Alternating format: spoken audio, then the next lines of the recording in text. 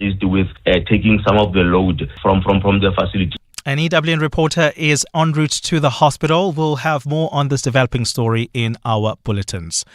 Police have confirmed that Deputy President Paul Mashatile official vehicle was shot at. The car's windscreen was hit with sharp objects while Mashatile was travelling from an ANC National Executive Committee meeting last month. The Deputy President says at first he thought it was stones pelted at the vehicle, but his SAPS protectors later said the impact was more than that. Nhlanhla Mabaso reports. National Police Commissioner Fani Masemula has confirmed the assassination attempt on Deputy President Paul Mashatile's life after his convoy was shot at. He says police have now concluded a part of their investigation. Spokesperson Brigadier Atlenda Mate says both Mashatile and President Cyril Ramaphosa's detail has been boosted. Following the incident, an extensive investigation was conducted and still underway, with the ballistics report already concluded. Crime intelligence is also continuing with its regular risk and threat assessment on both the President and the Deputy President. General Fani Masemula confirms the reinforcement of security detail to both principals and has also expressed gratitude with the manner in which members of the PPS safeguard and handle the safety of both principals. A high-level investigative team has been assigned to work on the matter. Nhlanhla Mabaso, Eyewitness News. The High Court in Pretoria will this morning hand down judgment in the recusal application by rape-accused Bishop Stephen Zondo. He's accused of the rape and sexual assaults of some of his congregants and the staff of his church, with one of the incidents involving an 8-year-old girl dating back to 1980. The state has closed its case and it's now Zondo's turn to make his, but he wants to do so before a different judge. Mmusi Maimane has more. Stephen Zondo's recusal application emanates from Judge Papi Mosopa's ruling on the Bishop's Section 174 discharge application. In his judgment, Mosopa said at that stage of the trial, he found the evidence to be credible, truthful and reliable. Zondo's lawyer, Advocate Beat Pistorius, has argued that Mosopa went too far when he made these pronouncements and showed bias. And in so doing, you overreached in so demonstrating impartiality. That is the difficulty.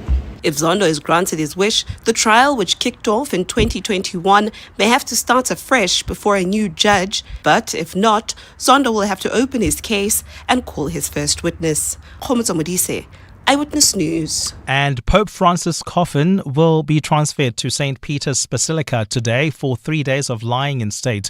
Scores of Catholics and well-wishers are expected to pay their respects to their spiritual leader before he's laid to rest on Saturday. The body of the Argentine Pope, who died on Monday aged 88 after a stroke, will remain there until the funeral in the plaza in front of the Basilica. Francis died in the Casa Santa Marta, the modest residence where he lived during his 12-year papacy, and his body was moved to its chapel on Monday evening. He will become the first pope in more than 100 years to be laid to rest outside the Vatican. Meanwhile, as many reflect on his tenure, some religious leaders have refuted claims his 12-year tenure failed to effect any real change within the Catholic Church. Administrator at the Cathedral for Christ the King, Father Lawrence Ndlovu, says the assessment by some critics is unfair. I think maybe slightly unfair. I would venture to say that he spent a lot of time at least trying to reorientate, to get the machine, the wheels, and the right conversations to be taking place. And he acted upon some of those things. He's the first pope to appoint women to head the dicasteries and to head important departments in the Vatican.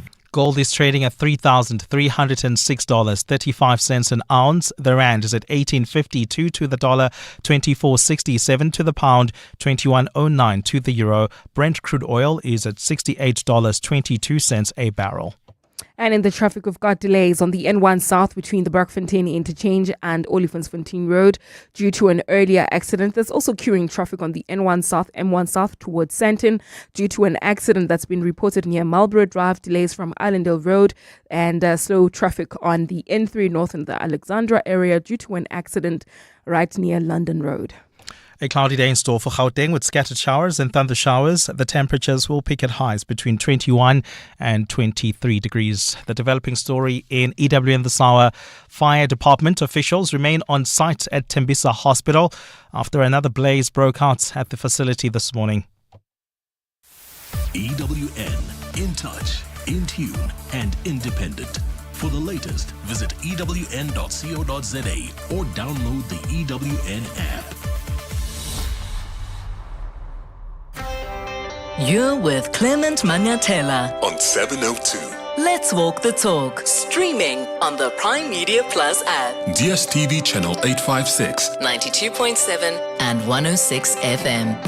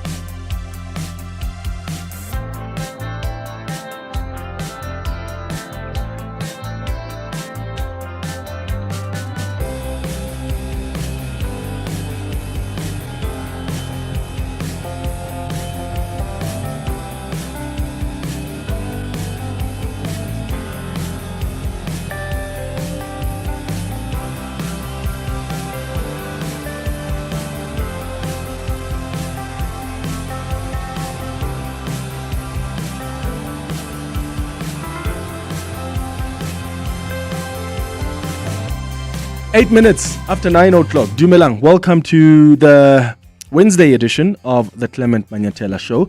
Hope you're good this morning on this rainy 23rd day of April. We always appreciate you joining the 702 family. Our show starts with the 702 open line on 011-883-0702. The WhatsApp line is 072-702-1702. Why did ActionSA, Rise Mzansi and BOSA want to insist that it's possible to reverse the VAT hike before the 1st of May, when many of us told them that it was practically not possible? The timelines were just simply not realistic, but they insisted. Why? I'm really struggling to understand that. I tried to explain this to Mmusi several times, that it's simply not practically possible for Parliament to have the processes unfold before the 1st of May to reverse that VAT. Because Parliament has been on recess, if you remember. In fact, members of Parliament returned yesterday. Yesterday was the 22nd. They returned yesterday, and then they're about to go on another break because of the long weekend. And I asked Mmusi, do you really believe that in that short space of time, all the processes required to be undertaken can unfold to see the reversal of the VAT? The time frames were never realistic. There are so many processes, or several processes, that would have to unfold should the finance minister come up with a revised budget. You need another bill to be introduced to remove the VAT, or an amendment to the legislation. There must be a law that annuls the announcement on VAT. Otherwise, it takes effect as announced by the minister. Have you ever seen legislation in our parliament that gets passed in a couple of days?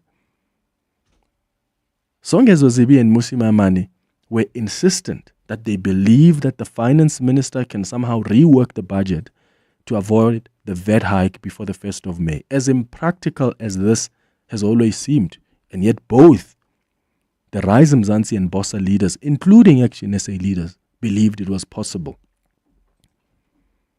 Listen to what Mmusi Maimane said. In fact, when I asked him about this, and this was probably a question I asked him for the 5th time now, and this is just, about 2 weeks or so ago. I'll start with you, Mmusi. Do you still believe that it's possible for the finance minister to rework that budget between now and the 1st of May to avoid the VAT hike? Do you believe it's practically possible? Absolutely. I think a number of things are crucial to be able to achieve that. let's take note of the fact that when the budget process is initiated, it presumes that, like any other law, it has to go through parliamentary processes. Now, the Money Bills and Related Matters Act makes it quite clear that the Parliament can amend, reject, or make recommendations on the basis of the budget.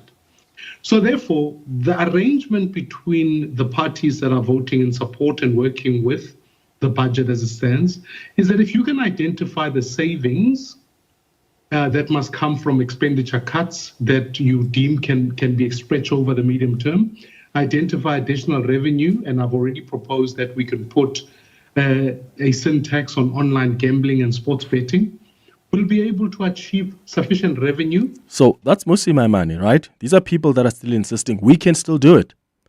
Even Rise Mzansi leader, Songezo Zibi, insisted that it's possible to stop VAT on the 1st of May, even with all the time limitations. Okay, so to be clear then, Songezo, you are not entirely convinced that come the 1st of May, there is a possibility that VAT may not come into effect. You're saying it may be temporary in that the sittings in Parliament that are coming up in the coming months may consider those amendments, or at the very least, in October when the Finance Minister returns for the midterm budget. But the 1st of May, you are clear that, practically speaking, there's no way you can avoid that, given that... No, that's not what I'm saying. I think we have to consider the practicality. So Parliament, after the end of the constituency period, will sit, and that is a week of the 20th. Okay. It is possible during that week to schedule a sitting of the National Assembly and table the necessary amendments. So that's Songezo Zibi there. It is possible to do this. Remember my chat with Herman Mashaba also about 2 weeks ago when I told him that I believe actually that ActionSA has been deceived or tricked by the ANC into believing that the finance minister will somehow rework this budget and remove the VAT hike before it gets implemented on the 1st of May. And Herman Mashaba told me that I must go and use my other common sense when I put that to him. Have you seen Parliament? You do know that you are not just going to reverse the 0.5. 1 second.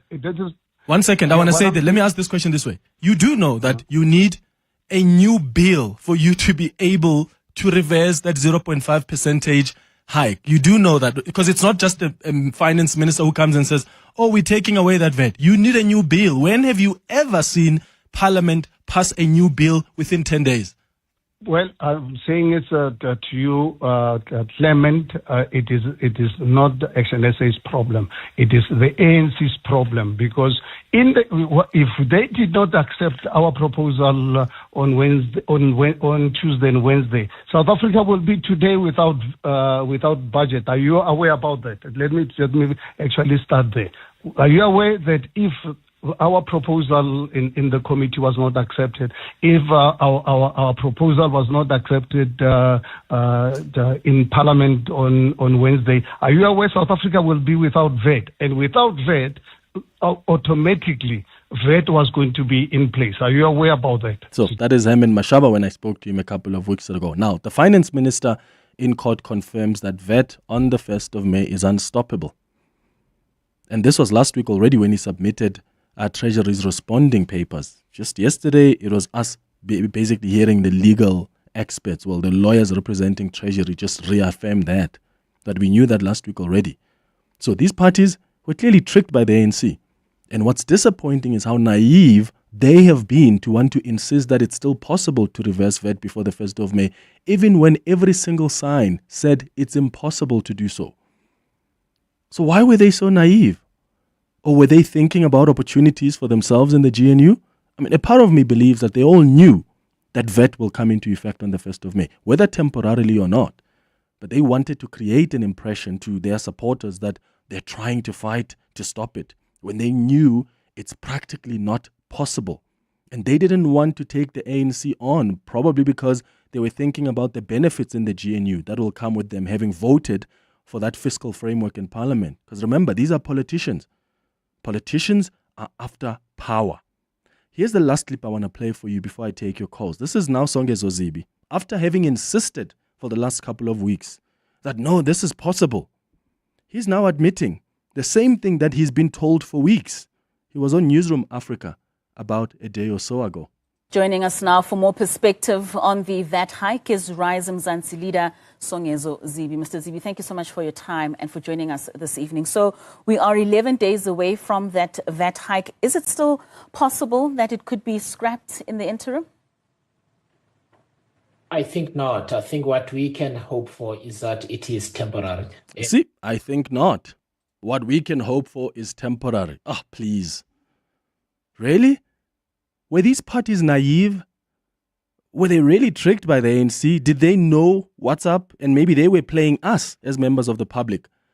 Or do you honestly think that they honestly thought that it's possible to reverse VAT before the 1st of May? I mean, Songezo and Mmusi, even ActionSA leaders, are way smarter than that.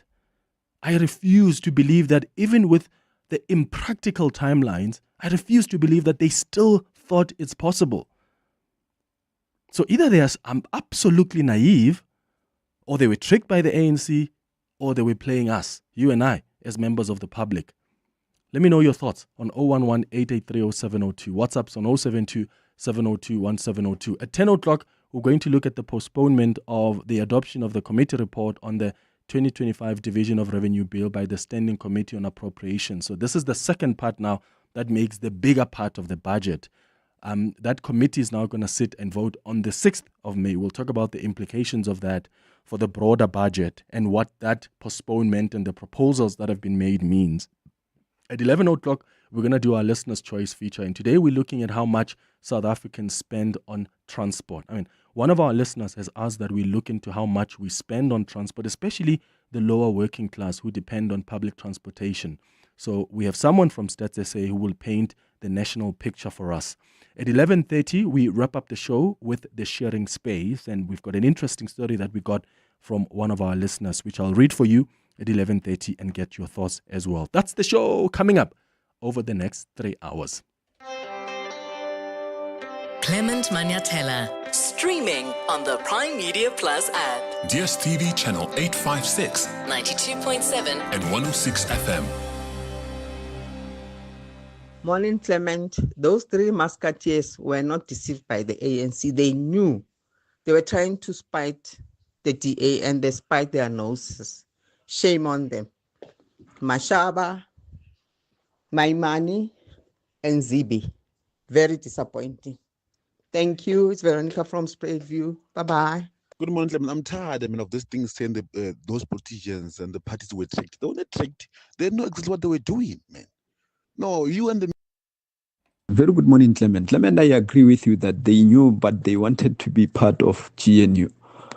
Because during the week, some of these political parties were blaming the DA to say in the caucus meeting, the DA also was agreeing with the VAT increase. Of course, the DA also initially they were doing that, but they flip-flopped. Now that they've seen that the DA and EFF are in court trying to reverse that, they're trying to blame the DA. It can't be. They went there knowing very well that this is what is going to happen and it's going to affect the poor and the working class. But because they wanted to be part of the GNU, that's the decision they've taken in order to also benefit from what other political parties that are part of GNU are getting. Yeah, look, guys, and let's be clear here. I'm not suggesting that we should be blaming ActionSA, BOSA, and Rise Mzansi for the VAT hike that's coming up. No, the ANC is responsible for that. They are the ones that are forcing this VAT hike on you as a member of the public. The ANC is responsible for that. It's the ANC minister in that GNU who proposed a 2 percentage point VAT hike and then had to come back and propose a 0.5 percentage hike on VAT. Now, the ANC needed to pass the fiscal framework. That's the first step of the budget. Without that, that complicates everything else that comes after. And because they needed that, they needed to convince other parties in that finance committee to vote for the fiscal framework so that it can be supported in the National Assembly. What did they do? They sat down with parties and they sold them a dream, a pipe dream. And they said, okay, vote for us in this finance committee to adopt this fiscal framework. And then we go to the National Assembly, we vote in support of it. And guess what? After we do that, We're going to give you guys an opportunity to go and propose how the finance minister can find an additional revenue without the VAT hike. And then the finance minister is going to come and try and reverse the VAT hike. That's a pipe dream that was sold to these parties, and they bought it. Okay, I get it. Maybe you buy it in the beginning. Fine. And then 1 week passes. Second week passes. Third week passes. You're not hearing from the finance minister. The first time you hear from the finance minister, that's when he's speaking to the media and he says, it's just not possible for us to stop the VAT hike. And the ANC, even when the finance minister says that, somehow still meets with these political parties and says, no, don't worry, guys. Don't worry. We're still talking to the finance minister. Yeah, there's still a possibility to reverse VAT on the 1st of May. And then we pointed out to these parties, it's practically not possible because the reversal of the VAT hike doesn't just happen by a decree of the minister. There's an amendment bill that must annul that VAT hike. That's not going to be passed in 2 days or 4 days. There's time that's needed for Parliament to go through the processes. And yet these parties still said, no, we believe that it's possible. Hence I'm asking, were they naive? Were they tricked? Or were they playing the members of the public because they knew what is at play here? David, you're calling us from Centurion. What are your thoughts? Hi. Clement, how's it, brother? Sure, man. Go ahead. I think these guys, they knew exactly what was cooking on the sidelines. They just came here to lie to the public and just so I'm disappointed, man. It shows you what type of leaders we got in this country, man. Politicians are politicians, eh? Yeah, but which one do you trust in? I mean, they keep on acting as if they're fighting with the ANC. At the same time, they're in the same bed with the same guys, you know? So right now, the public, we're just going to keep on voting for these people, thinking and hoping for the best. But, I mean, they know they want to benefit to this. I mean, obviously, ANC had a chat with them, told them, this is what you do. Like you say now, 3 weeks, they said without knowing anything. Only yesterday or the day before yesterday, they only find out, hey, this thing is unreversible now. Now, what they're going to say now, I hope you just invite maybe one of the guys and just come and let's just clarify this to us, because I mean what they're doing to the public, it's really bad, man. I mean, I don't even know, who to vote for going forward, because I mean these people are all the same, and they are responsible for that fiscal framework being passed in Parliament, because it's all these parties that voted in support of it, which gave effect to this VAT hike that we are going to see on the 1st of May, and they must take account. And I wonder if they'll apologize to their supporters, because ActionSA even put up a tweet a few weeks ago and said, South Africa, we saved you from a VAT hike. Just imagine. I mean, they saved us, but the thing is not even yet, cancelled. But I mean, they kept on saying they saved. But yeah, it just shows you exactly who you deal with here. Hopefully, you invite one of the guys. Let's just hear what they say. So I spoke to Mmusi Maimane. Yeah, I spoke to Mmusi Maimane. I recorded an interview with him before we started the show.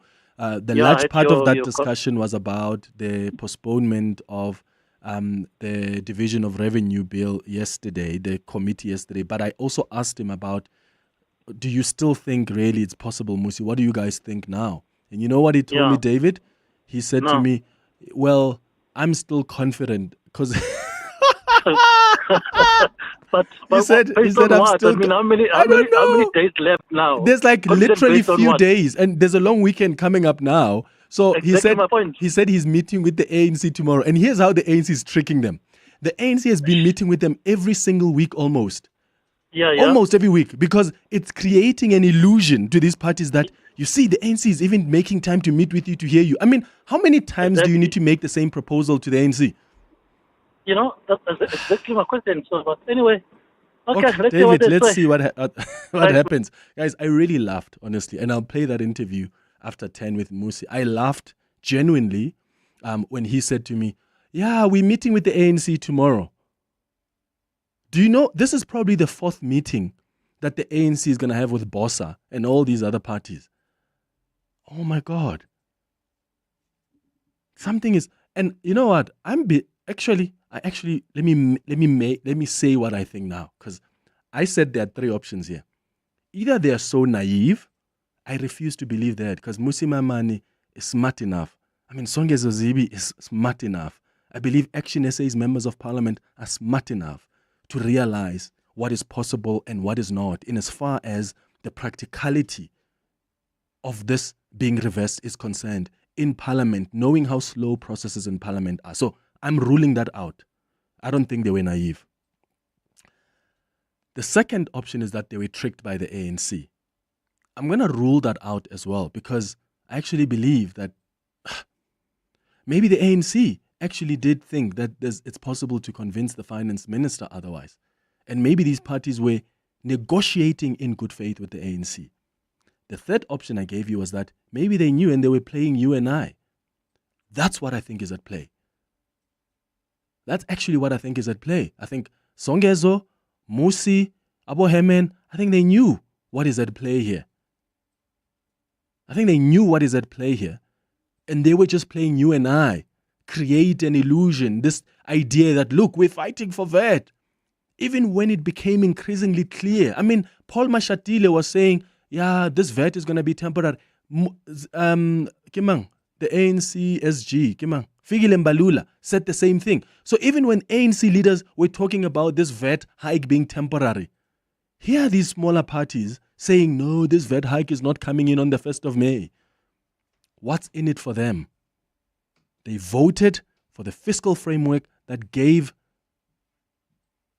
reality and impact to the VAT hike that you and I are going to experience on the 1st of May. What was in it for them?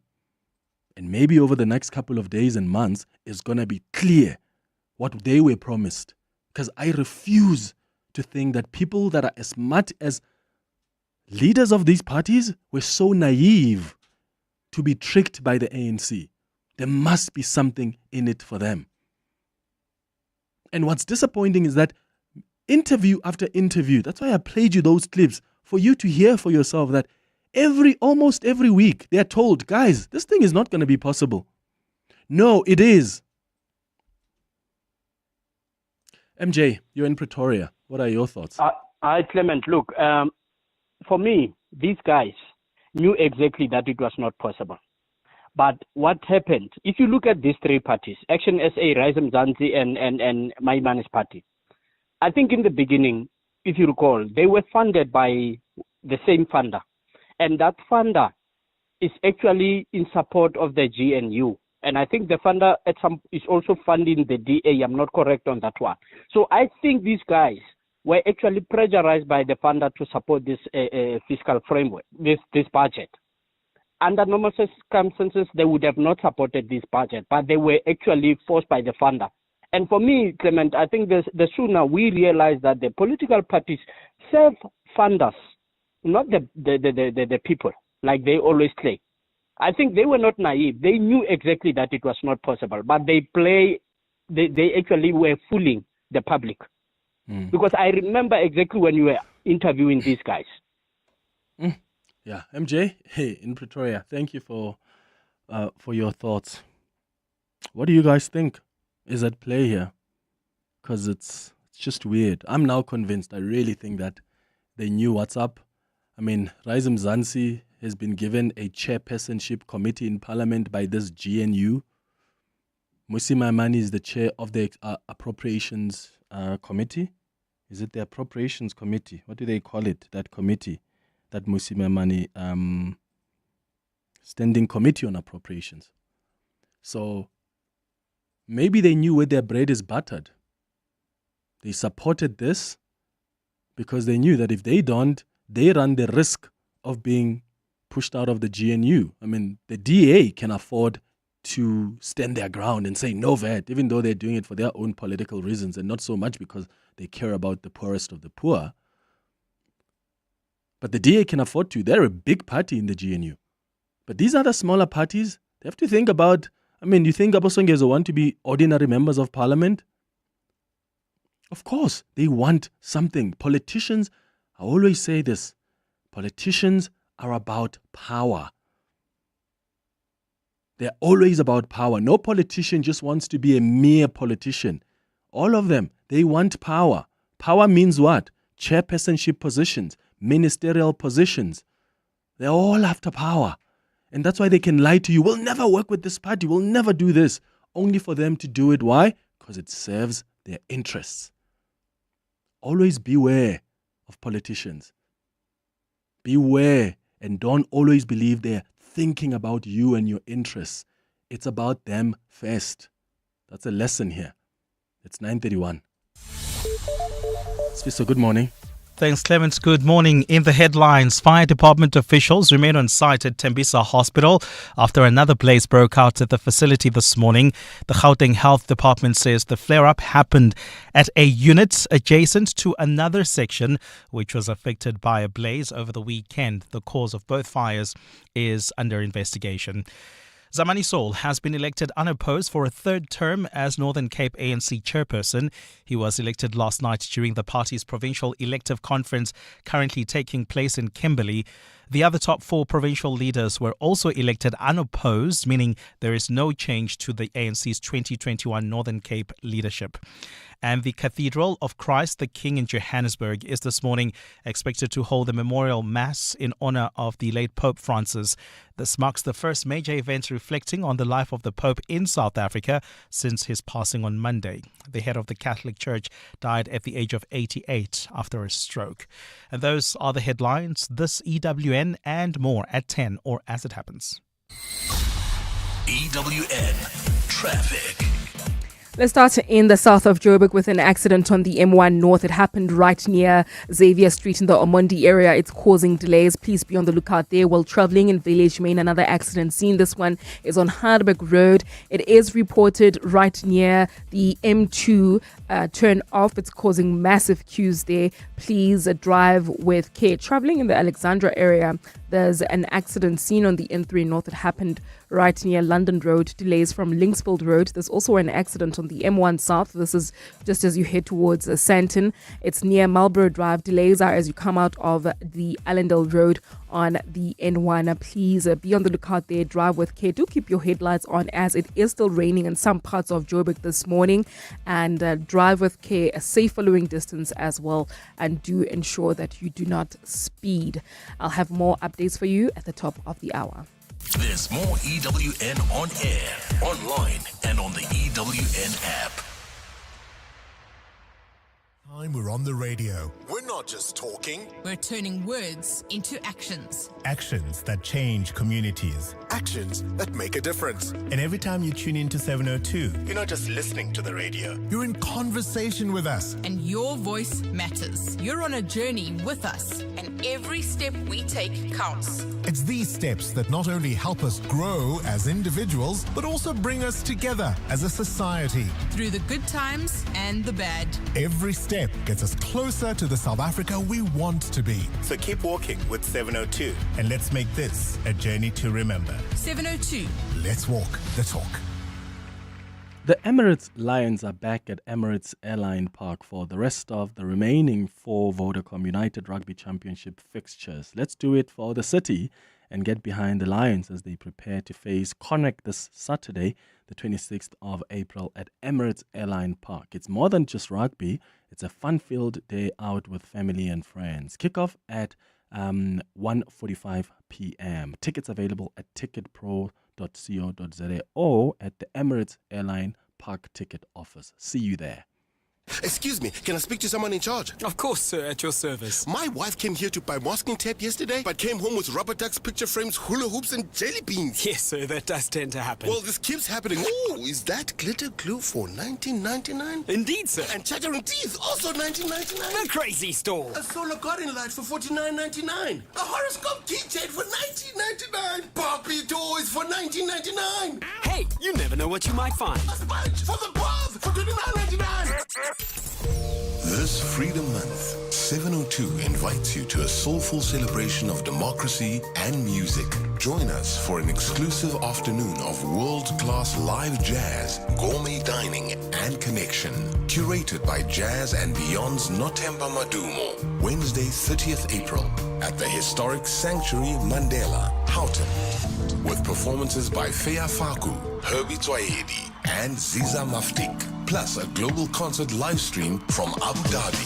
Celebrate the freedom of jazz on International Jazz Day with 702 and Jazz and Beyond. Powered by Omoda. Limited seats available. Book now at ticketmaster.co.za. My family's struggling with snotty noses and phlegmy coughs. Oh no! Have you tried ACC? ACC 600 is a convenient one-a-day effervescent tablet from 14 years of age, or now also in a no-water-needed, fruity-flavored sherbet-like granules that dissolve in your mouth. Ideal for the on-the-go adult. Ask for ACC 600 effervescent or oral powder at your nearest pharmacy to get rid of the snotties and flemmings. And trust, if it doesn't say ACC, it's not ACC. Your voice, Your station. your open line Walk the talk with Clement Manyathela. on 702. It's 23 minutes now before 10 o'clock. It's the 702 open line. We're taking your calls on 011-883-0702. The WhatsApp line is 072-702-1702. What do you think is at play here? I've played you some clips of Songezo Zibi, Mmusi Maimane, Hemen Mashaba, all of them insisting somehow that they were not duped or tricked by the ANC. In fact, they believed that it's possible to stop this VAT bus as it heads to the 1st of May. That's where it's headed. It's unstoppable now. The finance minister has confirmed as much in his court papers. In fact, ANC leaders subliminally were confirming that even before this court case. And yet, for some reason, these three parties were so naive to believe that it is still possible, even when they were told by their colleagues in parliament that you've made the biggest mistake. You supported a fiscal framework that gives effect to the VAT hike that members of the public are going to experience and deal with on the 1st of May. And they said, no, we're going to be able to stop this. And they said, their own colleagues in parliament said it's not possible to do that because it's a long process to reverse VAT. You need a bill that annuls that VAT hike or an amendment bill. But they were so insistent. So were they naive? Were they tricked? Or did they know what they're doing? And as I said to you before the headlines, I'm now more convinced that they knew what they were doing. There's something probably in it for them. I refuse to believe such adults, old men who are so smart would have acted like that under the false guise and would have been tricked like that or would have been naive like that. I think they knew exactly what they were doing. Are they now going to take responsibility for the VAT as well that comes in on the 1st of May together with the ANC? Because watch what's going to happen now. They're now going to shift the story and say, VAT will be temporary. That's what we're fighting for. Watch, that's going to be their narrative now going forward. They're going to say, now that VAT is coming in on the 1st of May, we are fighting for it to be temporary. Of course, that's a separate conversation. The conversation we've had over the weeks is you can't stop it on the 1st of May. The ANC made you believe you can, but you can't. And now they're going to start saying, oh yeah, but we're going to find ways to make it temporary. But that's not what you signed up for when you supported the fiscal framework in Parliament. Let's go to your WhatsApps on 072-702-1702. Morning, Clement. Please find out what exactly these parties, ActionSA, BOSA, and Songezo Zibi's party were promised in exchange for their votes. Because it beggars belief that they can be duped by the ANC. Those are three politically shrewd parties. What was in it for them? Mr. Manyathela, I hate to break it to you, but these guys knew exactly what they were doing. They knew what the game plan was, what the play was. I feel for you, Mr. Manyathela, because you believed what they said. You believed that they truly believed that VAT could be reversed. They truly believed that there was an alternative when all along they knew that this was the plan. So I feel for you, my brother. But this is politics. It's nothing personal, Mr. Manyathela. It's just politics. And these guys are career politicians. They are professional politicians. They don't moonlight as politicians. It's their full-time job. So nothing personal, nothing against you. But yeah, this is what they do. Dumani here in Roodepoort. VAT increase was still going to happen, whether ActionSA or Mmusi were for the VAT or besides the VAT. remember that DA actually was willing to sign for the VAT increase. However, they wanted the slice of the cake. They wanted certain things to come their way, but then they were willing to sign for that same VAT.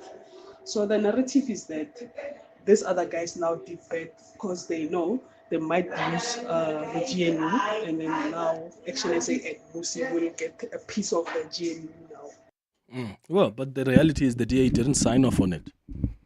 Yes, the DA, based on the letter that they sent to the president, well, at least from what we were told, is that they were willing to sign off on that 0.5% VAT hike if the ANC was going to respond to what they were demanding in return. But they didn't. They didn't agree on that. So let's not involve the DA here where it's not involved, please. I mean, we can, and we do criticize the DA for where we should criticize them. Here, they've got nothing to do with this. They didn't support the fiscal framework in Parliament that gave effect to the VAT hike, did they? It was all these other smaller parties that supported the ANC. Look to them, ask them the question. You know, I would rather have politicians like Bantu Holomisa was very clear. Even the IFP, they were clear. They said, we are supporting the 0.5% VAT hike. They were very clear. They didn't try and play politics and try to create an impression to their supporters that, we are against this thing. They were honest. Even the IFP president said, yes, we voted for this, and we are hoping that it's going to be temporary. That's clear. That's at least some ounce of honesty from a politician.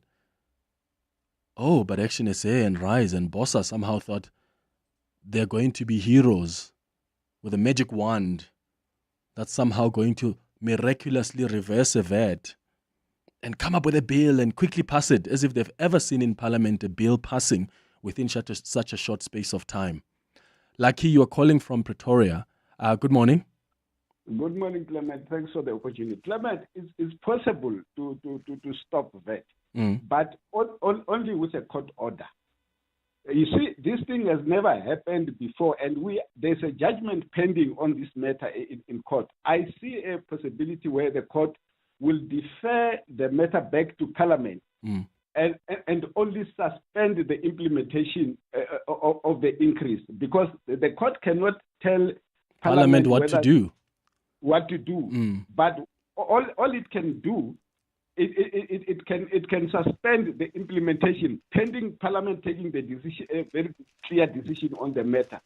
Whether MN and company knew that there is this possibility, I don't know, but that is possible only with a court decision. For us to say that they were duped, I think we're stretching a little bit too far in the terrain of insulting their intelligence, because the ANC is not dealing with zombies, it's dealing with people who can think for themselves.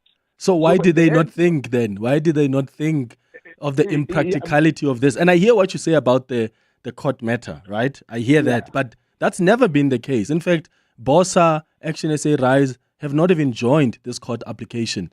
I've never even spoken to them about the court application. I was talking to them separately about, because they didn't hinge their hope on the court. They hinged their hope in a parliamentary process. And I'm saying it's just not possible. You're absolutely correct. I'm saying this is just an emergency door for them in that regard. Other than that, there would be no way in which this thing could be stopped at this So stage. why did they believe it then? Like, that's my thing. So if you yourself are saying there's no way that this thing could have been stopped, why did they believe it themselves? Why is Mmusi even this morning?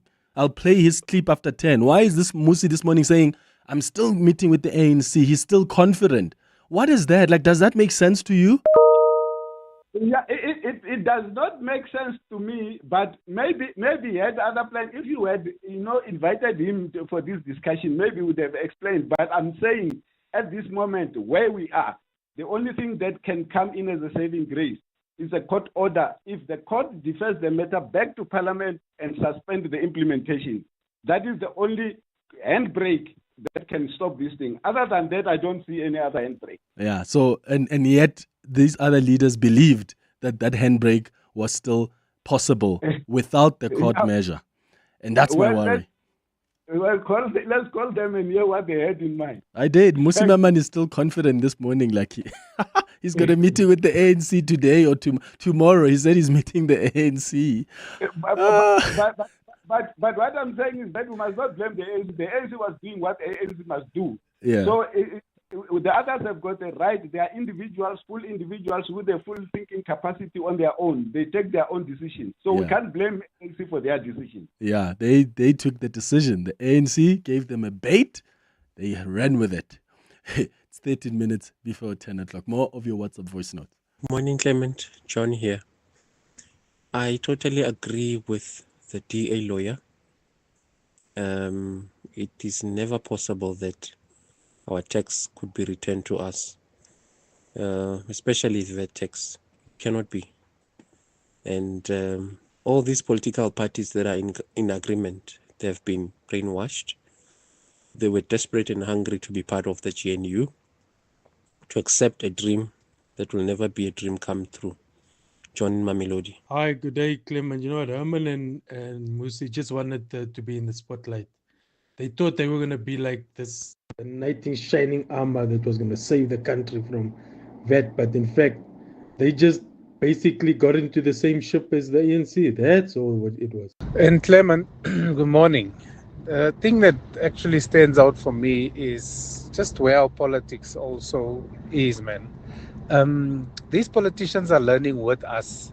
I would have imagined that they had the best legal attorneys, accountants, auditors, you name it, to advise them that this thing is not possible. And I mean, the fact that Herman Mashaba in particular believed that this thing can be reversed when the EFF said no, it can't, because then the whole thing must start all over again, tells me that these guys themselves were not sure what they were signing up for. And now we are all learning at the same time that, you know what, they completely did not understand their own processes. And that for me is even more worrying than have they been duped or not. It's the fact that they themselves don't know, it seems like it. And yeah, they did not consult properly. Panin Brakpan. Good morning, Mr. Manyathela. What I can say to you is that don't assume that politicians are as smart as you think they are. You may find that they genuinely did not understand what they were voting for. Thank you. Morning, Clement. ANC, when it comes to dirty tricks, those guys they're clever. They dealt with Mmusi Maimane and Herman Mashaba. More especially Herman Mashaba, because he kept on going all the radio station. No, if ANC do this, we won't vote with them for the second time. He knew, Clement, because of already they had an alternative. No, if ANC go ahead with this VAT, this is what they're going to do. I mean, this politician is all about them. It's not about us, South Africans. My brother, we've been receiving SMSs from the insurance that from the 1st of May, brace yourself for the increase of the insurance. So you want to tell me that the Mashaba was not receiving those SMSs? Come on, South Africans. I think these politicians, man, they must be dealt with come 2026. More especially ANC, because they fooled the South Africans.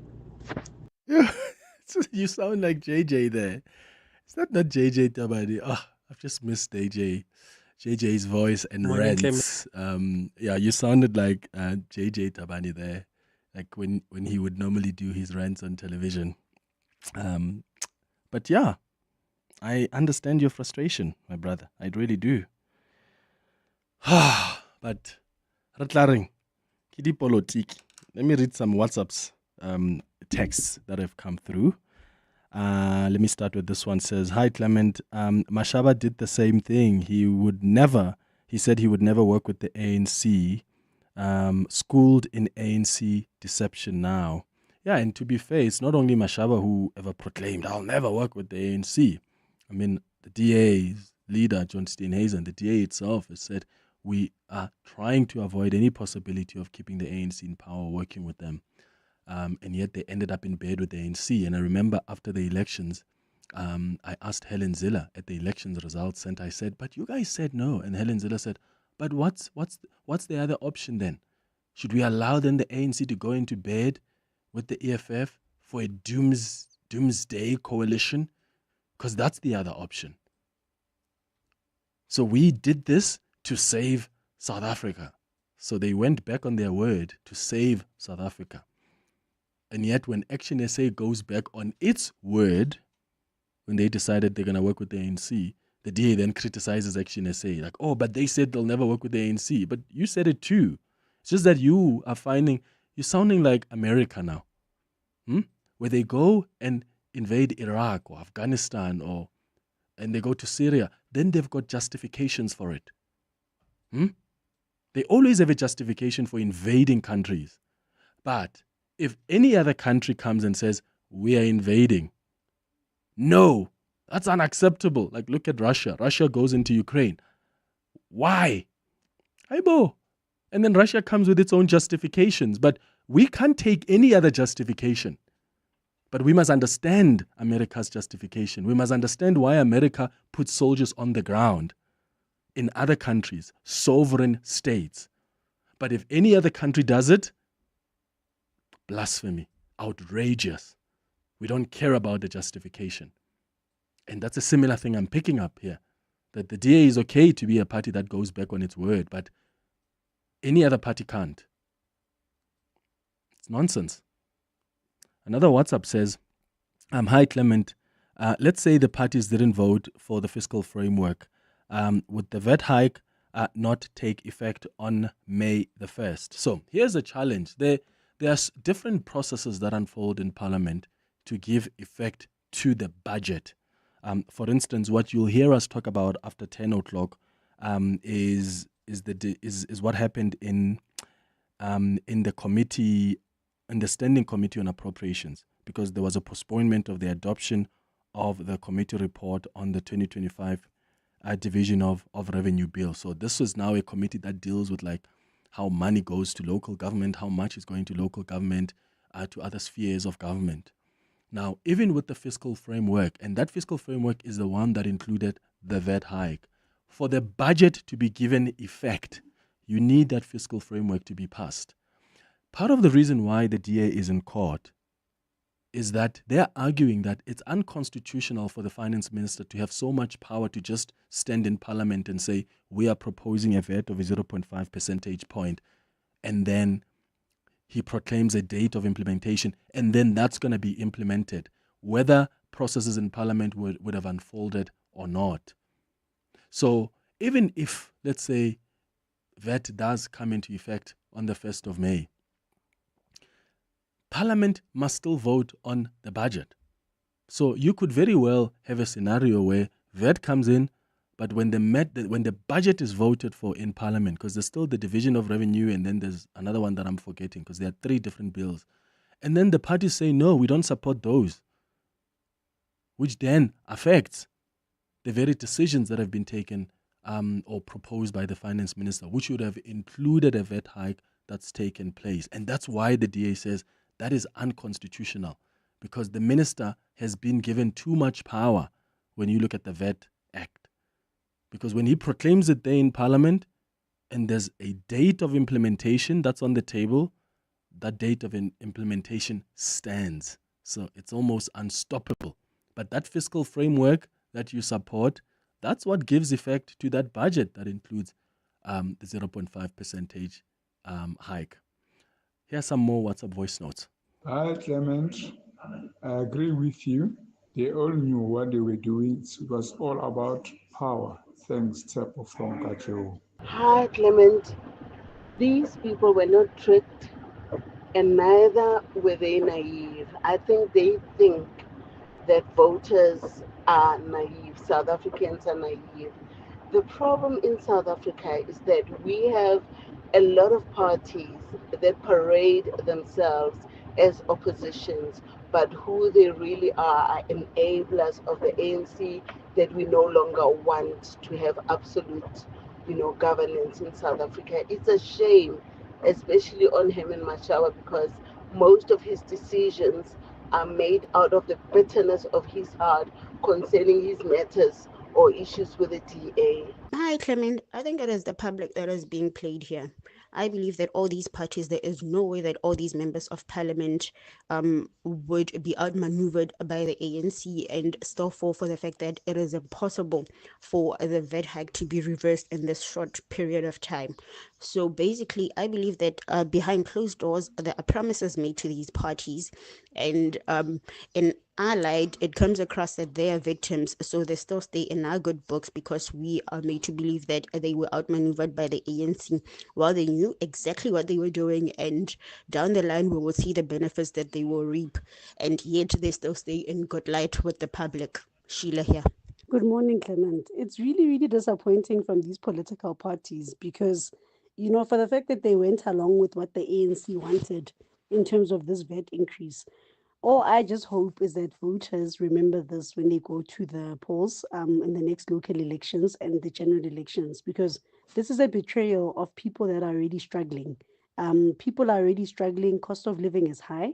It's totally, totally unacceptable. This is Koketso from Joburg. Good morning, Clement. Asana from Nigel. I've been listening to the show for the past few weeks, and you've been constantly mentioning how the VAT will increase, and politicians kept on telling us it won't. I got messages from service providers like my bank and stuff telling me about prices that are going to increase because of the VAT increase. And what makes me even more mad is the fact that I voted for ActionSA, and today they're doing this to us. I am so disappointed in them. I don't think I'll forgive them for this, and I will find a new party to vote for. Which party are you gonna find? Yeah, but guys, I mean, there are moments when we are always going to have differences with our own parties. So maybe just take this as a lesson. My only issue is when they themselves don't take it as a lesson. I mean, it's when Mmusi Maimane of BOSA this morning still says, "I'm meeting the ANC." Like, how many days left now? Kitty Kai today, Kitty 23, April. There are literally less than 8 days left, or less than 9 days left for us to see. In fact, forget even 8 because I'm counting weekends now. There are far less few days before VAT gets implemented. But Mmusi somehow believes the ANC when it says, "Oh, meet with us tomorrow," because what? There's some possibility. I mean, that is wild. Russia on YouTube, on the 702 YouTube page says, "Good morning, Clement and 702. Everything was made clear to these political parties, but ignorance clouded their judgment, and the reaction from ActionSA and BOSA still, remember, they still have an axe to grind with the DA. Is that why they did this? I doubt it." Thank you so much for your message there. Remember, you can send us your comments as well there on YouTube as you watch and listen to the show live there on YouTube. You can send your messages and just comment there. I'll read your comments as well throughout the show. It's a minute before 10.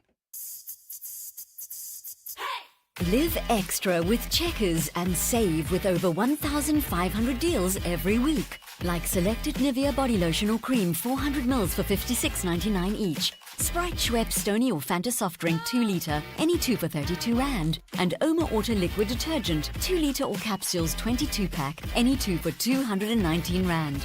Valid until Sunday at Checkers, Checkers Hyper, or shop on 6060. In just 10 years, over 850 million winners have shared more than 31 billion Rand with the National Lottery. That's not a dream, that's real money, won by real people, right here in Mzansi. So the question is, why not you? The next winner could come from your hometown. Buy your tickets now in store on nationallottery.co.za, the mobile app, cell phone banking, or simply dial *120 *7529# for USSD. Handa, Pusha, play. Players must be 18 years old or play responsibly. E2 is the proud operator of the National Lottery. Hi, I'm Lewis Hamilton. Victory demands everything, but the journey is never solo.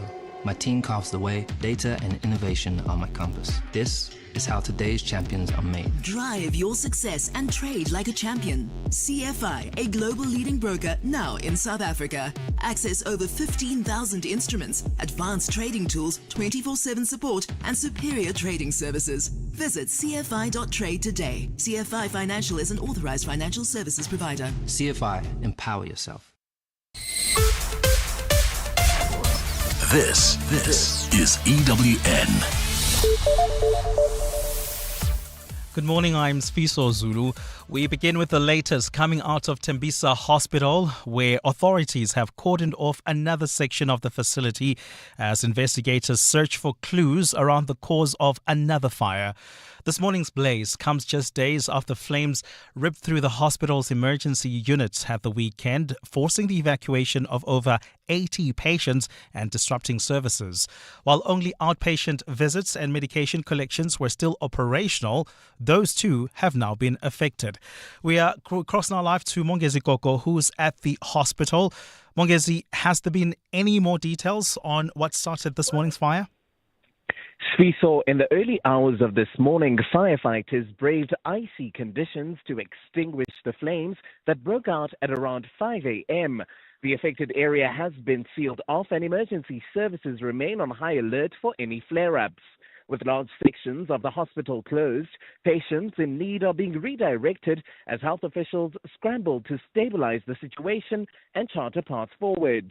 No injuries have been reported, but the facility remains on divert and is not accepting any new patients. Meanwhile, Sfiso authorities are urging the public to stay away from the area as investigations continue. Munki Zikoko, Eyewitness News, reporting live from the Tembisa Hospital. Zamani Soul has been elected unopposed for a third term as Northern Cape ANC chairperson. He was elected last night during the party's provincial elective conference currently taking place in Kimberley.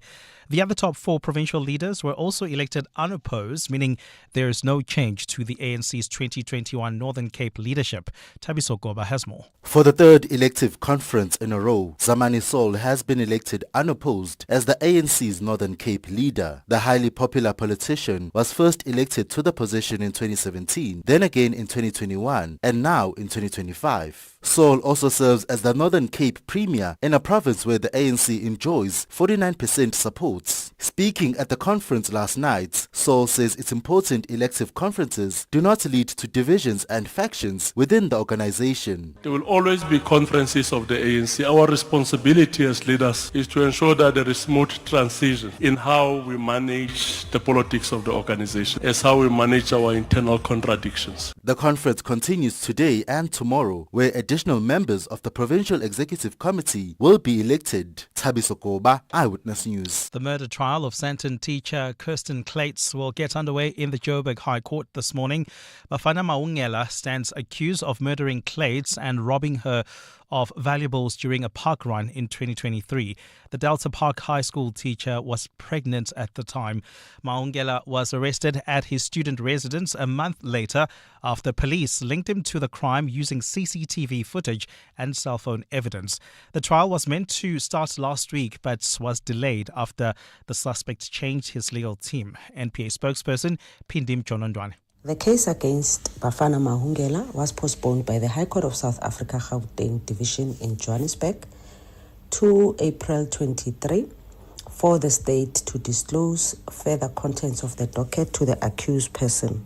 And in the latest coming out of the Vatican, Pope Francis's body has arrived at St. Peter's Basilica to lie in state before his funeral this weekend. The late Pope's open wooden coffin was carried by pallbearers 500 meters from the Casa Santa Marta, where he lived and died, behind a procession of red-robed cardinals. Meanwhile, back home, the Cathedral of Christ the King in Johannesburg is this morning expected to hold a memorial mass in honor of the late Francis. This marks the first major event reflecting on the life of the Pope in South Africa since his passing on Monday. Zolega Kodashe has more. Mourners draped in black and clutching umbrellas have begun trickling in at the Cathedral of Christ the King in Johannesburg. Today, the sacred space will become the heart of national mourning as South Africa holds its first major memorial mass in honor of Pope Francis just days after the pontiff's passing on Monday. Inside, the cathedral glows with candlelight around a framed picture of the church leader, fondly known as the People's Pope. For those who will gather here to honor a life of service, the occasion will act as more than a farewell.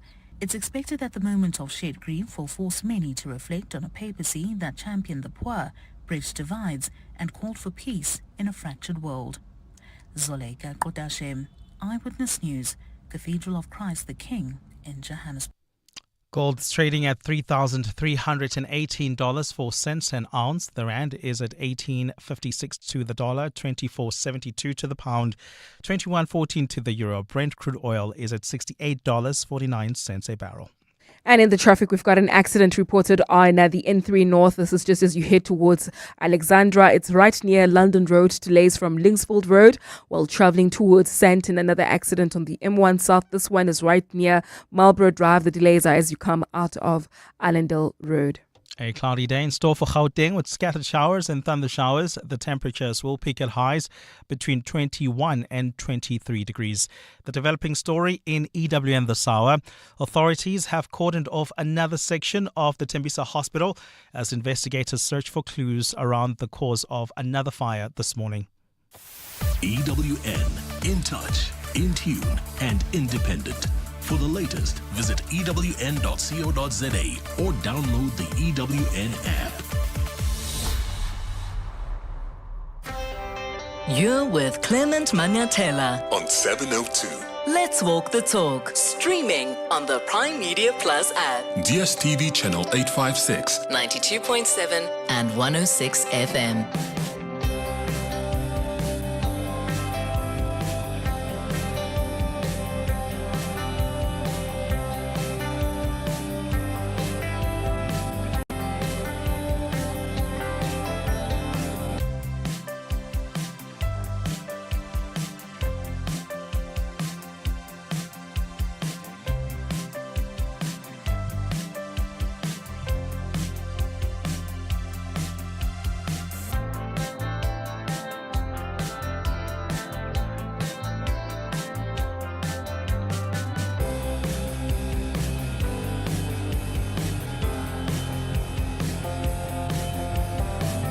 8 minutes after 10 o'clock. Dumelang, welcome to the second hour of the Clement Manyathela Show. Thank you for staying with us here on 702, and thank you for your calls, your WhatsApps, and also your comments there on our YouTube channel on the 702 open line. I appreciate that. Remember, if you're watching us on YouTube, hello, you're welcome to also comment on the show. Just, leave your comments there, and I'll be reading some of them as we go along with the show. But I really appreciate your different insights and inputs on the conversation we had on the 702 open line, which we are somehow continuing in this half hour of the show. So we're going to be talking in a moment to the economic freedom fighters. We'll talk about the postponement of the adoption of the committee report on the 2025 Division of Revenue Bill by the Standing Committee on Appropriations. Remember, this is now the second step. The first step was that fiscal framework, which included that VAT hike. Now we are on the Division of Revenue Bill by the Standing Committee. We'll speak to the EFF and also bring in Mmusi Maimane, who is the chair of the Standing Committee on Appropriations. Clement Manyathela, streaming on the Prime Media Plus app, DSTV channel 856, 92.7 and 106 FM. All right, let's go straight to Sinawo Tambo, who is the EFF Member of Parliament. Sinawo, thank you so much for joining us. Good morning. Morning. Greetings to your listeners, Clement. So let's look at your proposals in a moment in as far as this Division of Revenue Bill is concerned. But first, this postponement of the adoption of the committee report, what does this mean? Does this mean that over the next couple of days before the 6th of May, the proposals that have been put forward by you and other parties are going to be discussed, sent to the finance minister, and then the vote happens on the 6th? Just help our listeners understand what process unfolds now. No, certainly, Clement. So yesterday, the Appropriations Committee met to consider the Division of Revenue Bill, which essentially deals with allocations to national, provincial, and local government departments, so the three spheres of governments themselves. So based on the revenue that will be generated through the outline established by the fiscal framework, then money gets allocated to national, provincial, and local spheres of government. So certainly it shouldn't pose a crisis, because the economic freedom fighters proposed an amendment to the Division of Revenue Bill which centers around a reprioritization of funds from national and provincial government and also from spheres of non-core functions in local government and wasteful expenditure, such as the contracting of people who are doing outsourcing work in that sphere as well, to allocate that money to the local government sphere, because our understanding and appreciation is that local government is at the coal face of service delivery. So we are arguing for a reallocation of funds from national and provincial governments to increase the allocation for local government, which currently sits at 9.5%, and increase it to 14%. And we based the rationale for this amendment on various things, and one of that is that the basis for the equitable share formula is that it's based on an assumption that local government will generate revenue independently on the basis of taxation and water rates and property rates.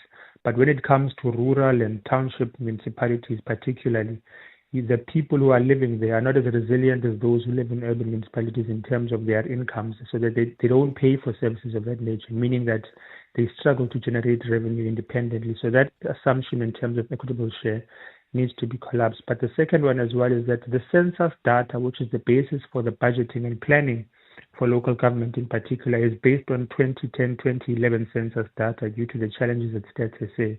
So this means that the data and assessments by Treasury of how to allocate funding to local government is based on under-budgeting and underestimation of how many indigent households there are in municipalities as well. So the allocation needs to be increased in that regard because of all of these things that we outlined. That's what we outlined to the committee. So that what's going to happen now in terms of process is that the proposals by the EFF, the DA, I think, also made some proposals, will be sent to the Parliamentary Budget Office, the Financial Fiscal Commission, and the Minister of Finance for assessment, and they will return back on that. But on the second part as well, the committee sought a legal opinion as to the powers that the committee has to actually amend the Division of Revenue Bill and how far we can go in relation to other laws as well. Okay, so part of your proposal, as you indicated, is to increase this allocation to local government from the current 9.5% to about 14%, but you're also against the austerity-based approach. So, I mean, the finance minister may argue, where am I going to get the money then to increase that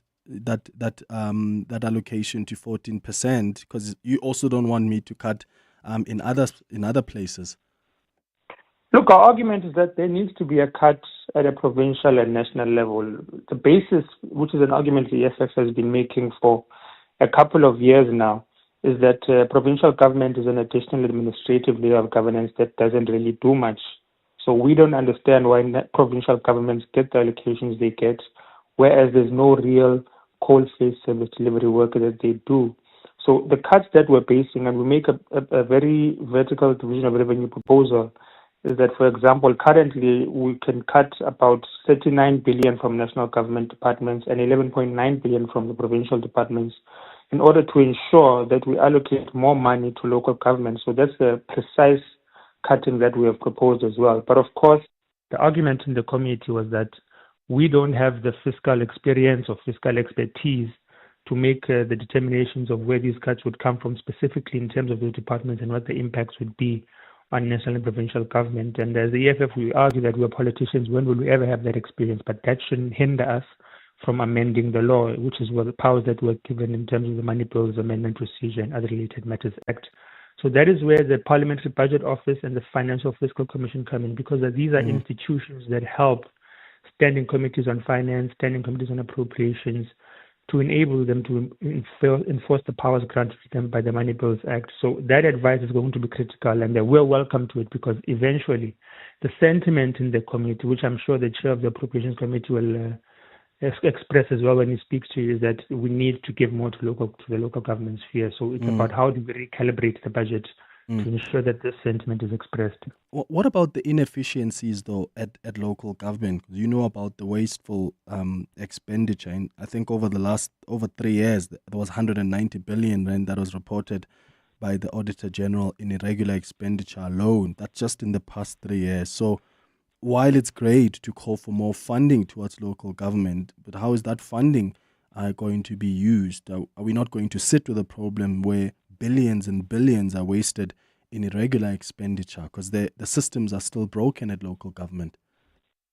I think that's a conversation that the committee also had in earnest, and that's why we're also bringing in SALGA for consultation the South African Local Government Association to be able to establish control mechanisms and consequence mechanisms as well to local government and how they utilize funds which are allocated to them. So the second part of the proposals and interactions, which were more aligned to what the DA was proposing, is that municipalities that have been implicated in wasteful expenditure must have the same amounts which they have perpetuated in wasteful expenditure deducted from them and allocated to functional municipalities. Now that can be something that can be perceived as politically motivated, because one may argue that the Democratic Alliance might believe that there's less wasteful expenditure in the Western Cape, and through their formula, a lot of money is going to be deducted across a lot of municipalities across South Africa and ultimately redirected to the Western Cape. So we're trying to approach it in a more neutral manner, but you are correct that there needs to be a mechanism to hold government accountable in terms of local government, in terms of how they use the money that is allocated to them. That is why SALGA is also part and parcel of the institutions we're going to consult with to ensure that how can we control what we allocate in terms of expenditure as well. And we need to do a whole reconstruction of the governance sphere of local government as well. We know how the coalitions are unstable. We know how they've also been utilized to perpetuate some levels of transactional relationships between political parties in some instances within internal political party interactions as well. So it's a conversation that needs to be ongoing, but the mechanisms to ensure that there's consequences for wasteful expenditure lie in rooting out corruption, lie in arresting those who perpetuate it as well, but also lie in Treasury having an instrument to ensure that they withdraw funds or freeze funds that are allocated to people who are implicated in wasteful expenditure. Yeah. Just before I let you go, I want to ask you about one of the things that you have been calling for as the EFF, and this is something that one listener asked on the WhatsApp line earlier on, is about the call by the EFF for an apartheid tax for people who inherited wealth during that era. So what form would that take? Look, our understanding and proposal in terms of what we made is that there were, one example of that is that there were trusts which were established pre-1994 in South Africa, and that those trusts and the wealth that was generated at that level, even in terms of property, was generated due to the unequal system of apartheid. So we are saying that the cumulative value of those trusts accumulated prior to 1994, which reaches up to 20 to 50 million, must be taxed at 1% once off as a form of generating a revenue that is going to be allocated to government for expenditure purposes. So all of the money that was accumulated in those trusts prior to 1994 must be taxed at a level of 1%. So that is what we're speaking about in terms of apartheid tax. So it's not the taxation of any businessman or anyone who had accumulated any money prior to apartheid, but it speaks specifically to value of trusts, value of properties, and value of assets that were established on the basis of unequal laws developed throughout apartheid. So the notion that I've seen also, and I think perhaps we should also go on a much more larger educational and civic education about what we mean by that, is that the notion is that we're going to just blanketly tax white people, and that is not the case. It's going to be a targeted taxation of accumulated wealth through trusts, through properties, and through assets that were accumulated as a product of unequal law systems developed by apartheid. Right. Sinawo Tambo, EFF Member of Parliament. Thank you for making time for us. It's 19 minutes now after 10. You're with Clement Manyathela. 702. All right, let's hear from Mmusi Maimane now, who is the chairperson of the Standing Committee on Appropriations. Mmusi, thank you so much for making time for us. Good morning. Good morning, and good morning to fellow South Africans. Yeah, let's start with this postponement. Yesterday, the postponement of the adoption of the committee report on the 2025 Division of Revenue Bill by the Standing Committee on Appropriations. What necessitated the postponement? Well, there are a couple of things, Clement. First of all, I think it's important for South Africans to know that the committee had met yesterday with the sole task of considering its draft report.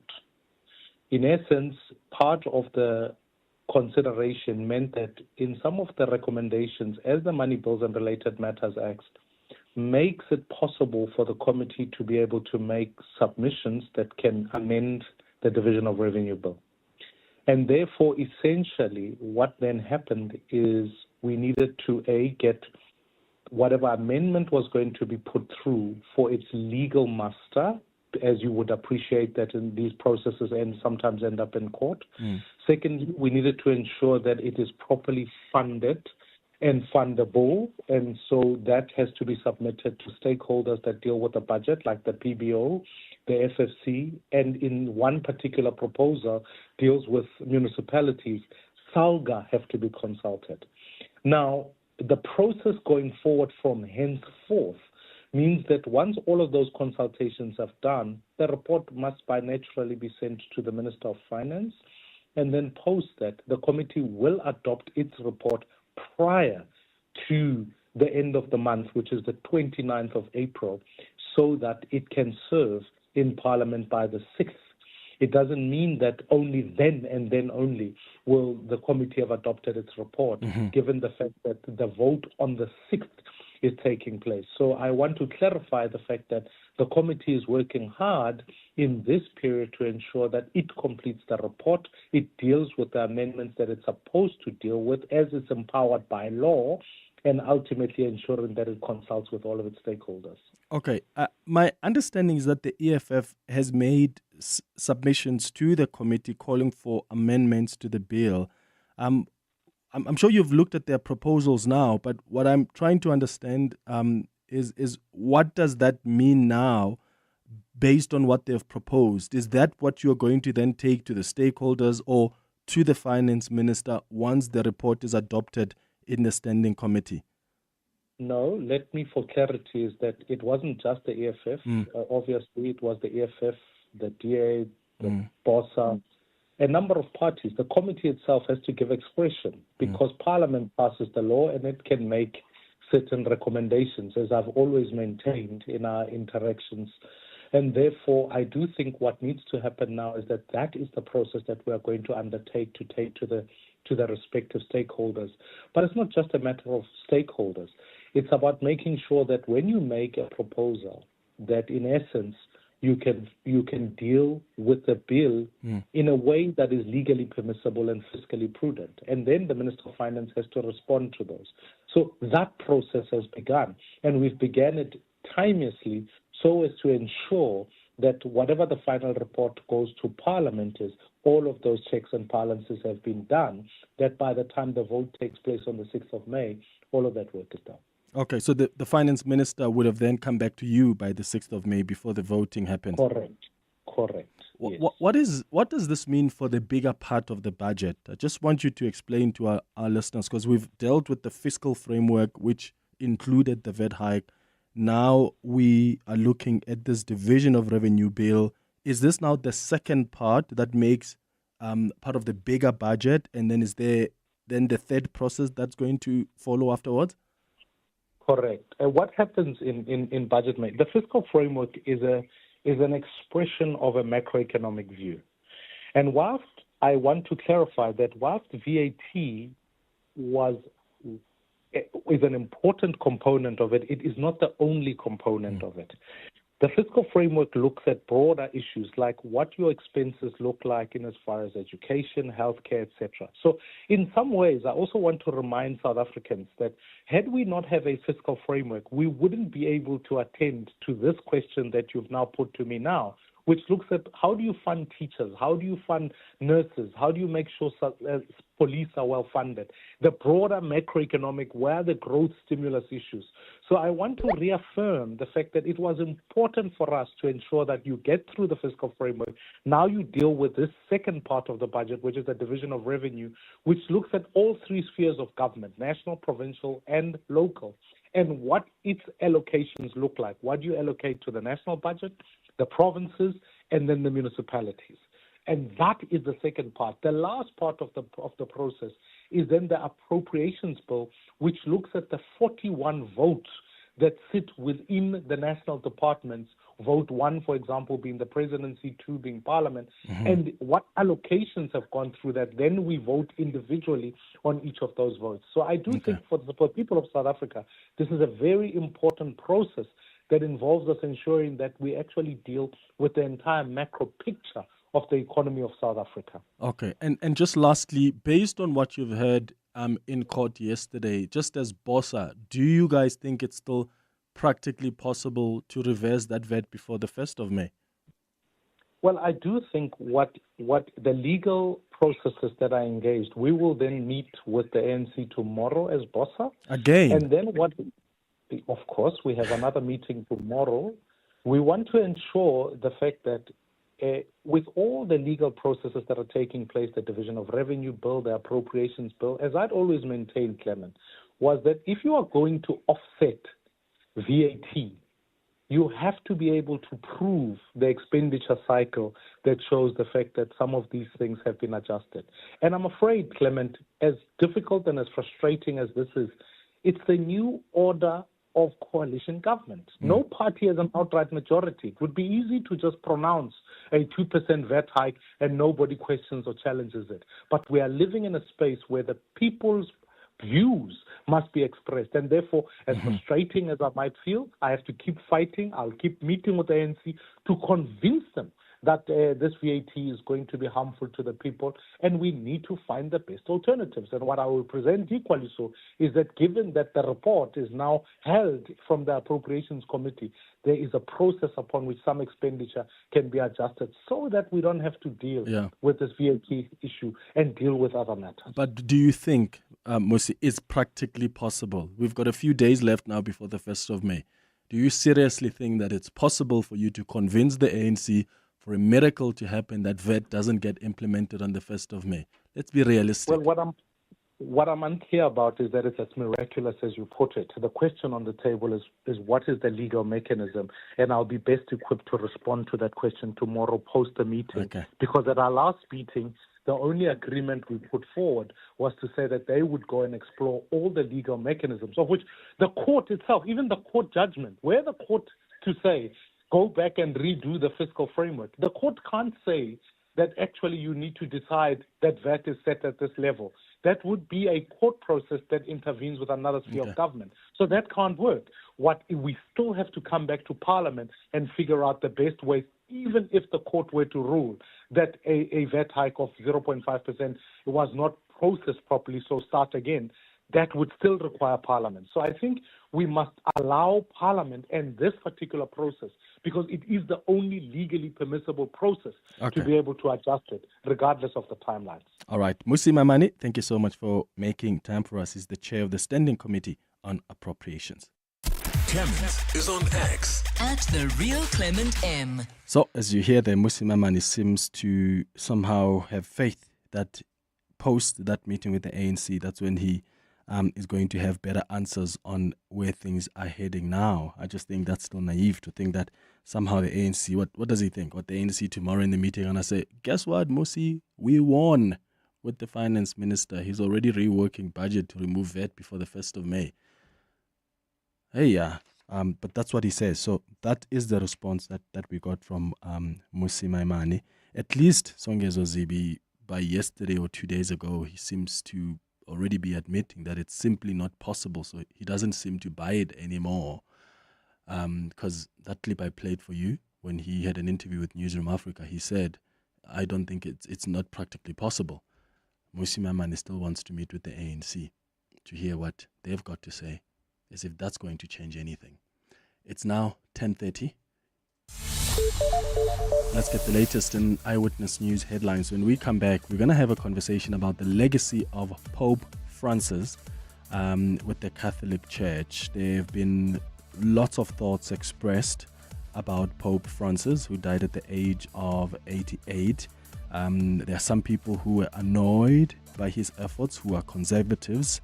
There are some who were disappointed as liberals, but other liberals as well who were quite satisfied with his efforts and his legacy. So we'll be looking at that with Father Mike Deeb, and I'm interested to take your thoughts as well and your inputs on how you assess and reflect on the legacy of Pope Francis. That's what's coming up after the headlines. Fiscal, hi. Thanks, Clements. Good morning. Patient files have been destroyed in this morning's fire at Tembisa Hospital, compounding the facility's operational challenges. The blaze broke out in the outpatient unit just 5 days after another fire gutted the emergency department.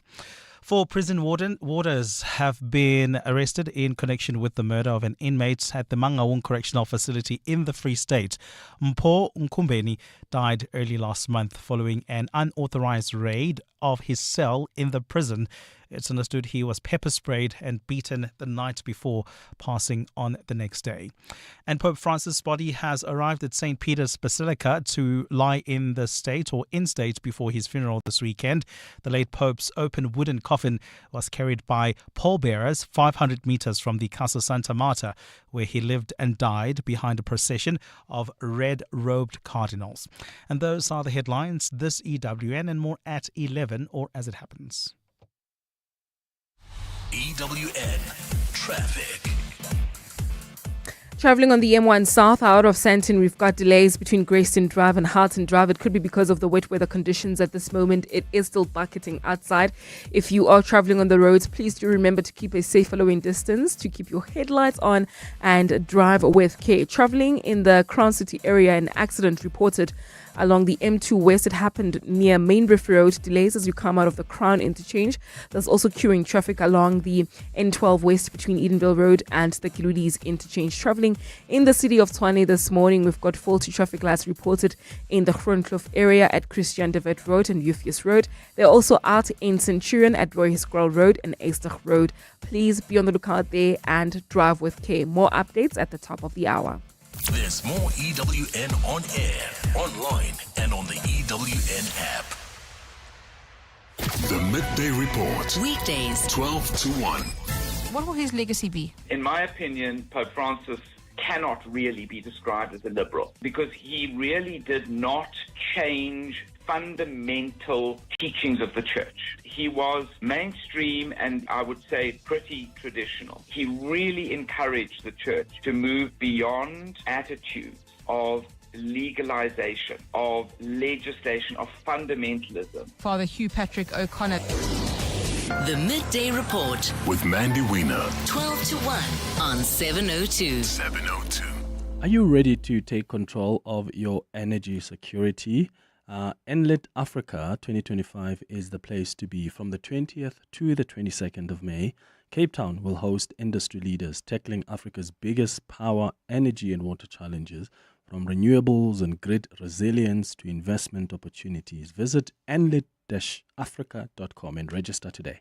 The news is everywhere. Headlines, breaking alerts, endless noise. But at Business Day, we ask the question that matters most. So what? So what does it mean for you, your business, the economy? We go beyond the headlines. We make sense of why it matters. The new format Business Day. Out now. Business Day. Every story is your business. Dear Journal, trying to be an adult, day 3,429. Just once, I wish instead of a compulsory stand-up, someone would send me a meeting request for a compulsory lie-down. No wonder everyone hates millennials. Hating the corporate 9 to 5? Get covered at pineapple.co.za. It's easy and like 19 Rand a day, so it's 100% the insurance for you. Underwritten by Old Mutual Alternative Risk Transfer Insurer Limited, licensed non-life insurer and authorized FSP. Premiums are risk profile dependent. Most people already know that the smartest way to get through tolls is with a tag. With a tag, you don't need to carry cash or even use your credit card. You don't even have to stop or open a window. To drive smart, download the Sanral app to link your cards and manage top-up payments for your convenience. For more info, visit sunral.co.za. Tags are the way to go. Sunral, an agency of the Department of Transport. To walk the talk is to turn words into meaningful actions. And it's what we at 702 are committed to doing every day. We are also committed to following the rules set out by the Broadcasting Complaints Commission's Code of Conduct. To give you balanced programming, fair comments, and accurate news. But if we stumble along the way and you feel we are not living up to the code, let us know on comment@702.co.za. And if after that you're still not happy, you can direct your complaint in writing to the Broadcasting Complaints Commission. Email bccsa@nabsa.co.za. For more, visit bccsa.co.za. Follow 702 on X at Radio 702. All right, it's 25 minutes now before 11 o'clock. Let's have a conversation now about Pope Francis and his legacy within the Catholic Church. And I'd like you to join this chat, whether you are a Catholic yourself or not. What have you observed about Pope Francis, and how do you assess his legacy? Remember, on Easter Monday, the Vatican announced that the death of Pope Francis happened, as he was, 88. So the announcement of his death happened on that Monday. Francis leaves behind what we often describe as a complex legacy, right? And I think, in fact, everyone's legacy is complex. When people die, whether you like it or not, there are going to be contradictions around their legacy. But Pope Francis, when you look at how he has served the Catholic Church, he offered a more progressive, public Catholicism, but for the most part, his efforts annoyed conservatives. There are some liberals that were satisfied with his efforts, but there are some that were also disappointed. But he was forced to sort of dilute his declaration of same-sex blessings under pressure from some outraged bishops. So there's a lot that's happened, and I just want us to take this time to look at that legacy, whether you perhaps are still embracing the conservative values in the Catholic Church, or if you're more of a progressive Catholic. What do you think of how he's led the church? You can give us a call on 011-883-0702. The WhatsApp line is 0727021702. Father Mike Deeb joins us now on the line, in fact, via Zoom. Father Deeb, thank you so much for making time. Good morning. Good morning, Clement. Good to be here. Thank you for inviting me. Yeah, thank you for making time. I think this entire week we've just been reflecting on the death of Pope Francis, and as it would happen with anyone else who was such a significant figure in society, we reflect on their legacy, and there are some people that are always going to look at what's worked. There are some that are going to look at what's not worked. I want us to maybe start off by looking at how the conservatives in the Catholic Church reflected on his time as the leader of the Catholic Church. Because even though you had the world embracing him, he was excellent in uniting the world. But there are those who argue that he also divided some Catholics in the church. Well, in a way, it's a pity we're starting with the negative things, because I think there are many more positive things, but hopefully we'll come to that.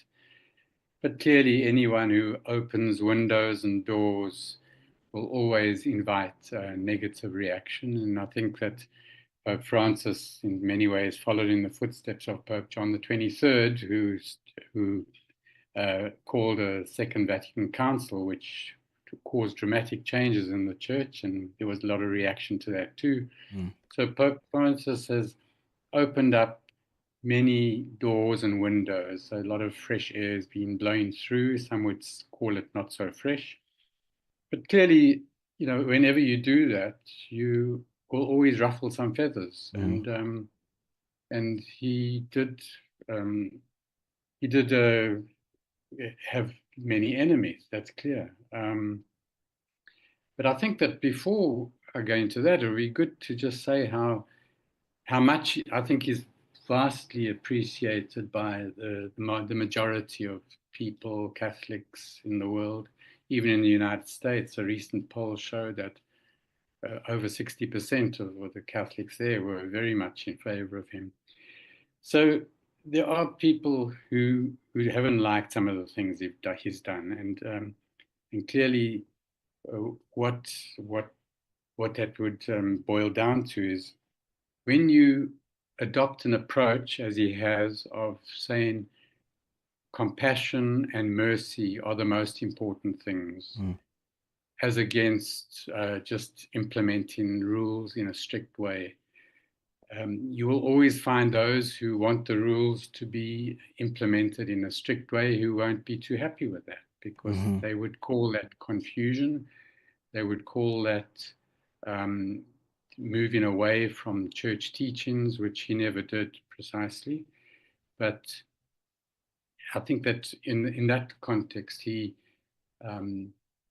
did invite negative feelings. The thing that he was most critical of from the beginning of his pontificate was clericalism in the church, which you can define as a priest-focused church where priests have a lot of power and exert it in a way that's often above people. And he was very critical of that, priests and bishops.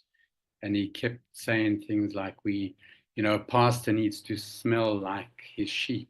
He needs to be so close to them that he smells like them, not to be high and mighty above them. And this was loved by most people in the church, I would say. But there are those who were very put out by it. I spent 7 years in Rome, and I was struck by how many people hated him precisely for that focus of his, because so many priests and bishops have seen, going to Rome, for example, as a place to go up the hierarchy. Many were very ambitious, and by him criticizing clericalism, in some ways he pulled the rug from under their feet of their ambitions. So many hated him for that, and they still hate him for that, unfortunately. Yeah. But in fact, he was just wanting to go back to what anyone who's honest about looking at the gospel say, that that's what Jesus was all about. So I think that that's probably the main reason why people have been against him, and they've honed in on things that he's done and saying he's creating confusion by not coming out strongly against things. For example, allowing divorced people to be able to receive communion again. There are some that are very opposed to that. They're saying that he's going against church teachings, and they are mobilizing around that. But I must emphasize that a lot of these reactions are also due to a lot of money being put in. Many of his enemies have a lot of money, and there's been massive campaigns even to promote this anti-Francis narrative, because he was always from the beginning for the poor.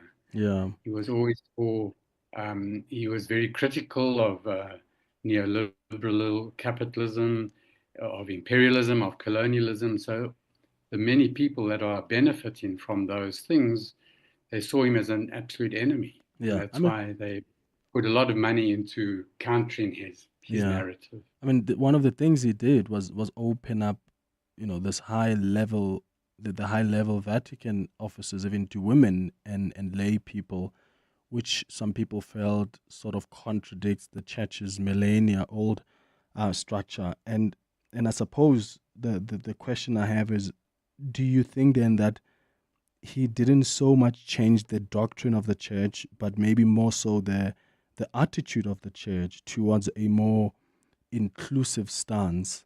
And how different is that to some of the Pope that we have seen before him? Because it's almost like every Pope who comes sort of has their own vision of the church. So how different was this from those that have come before him?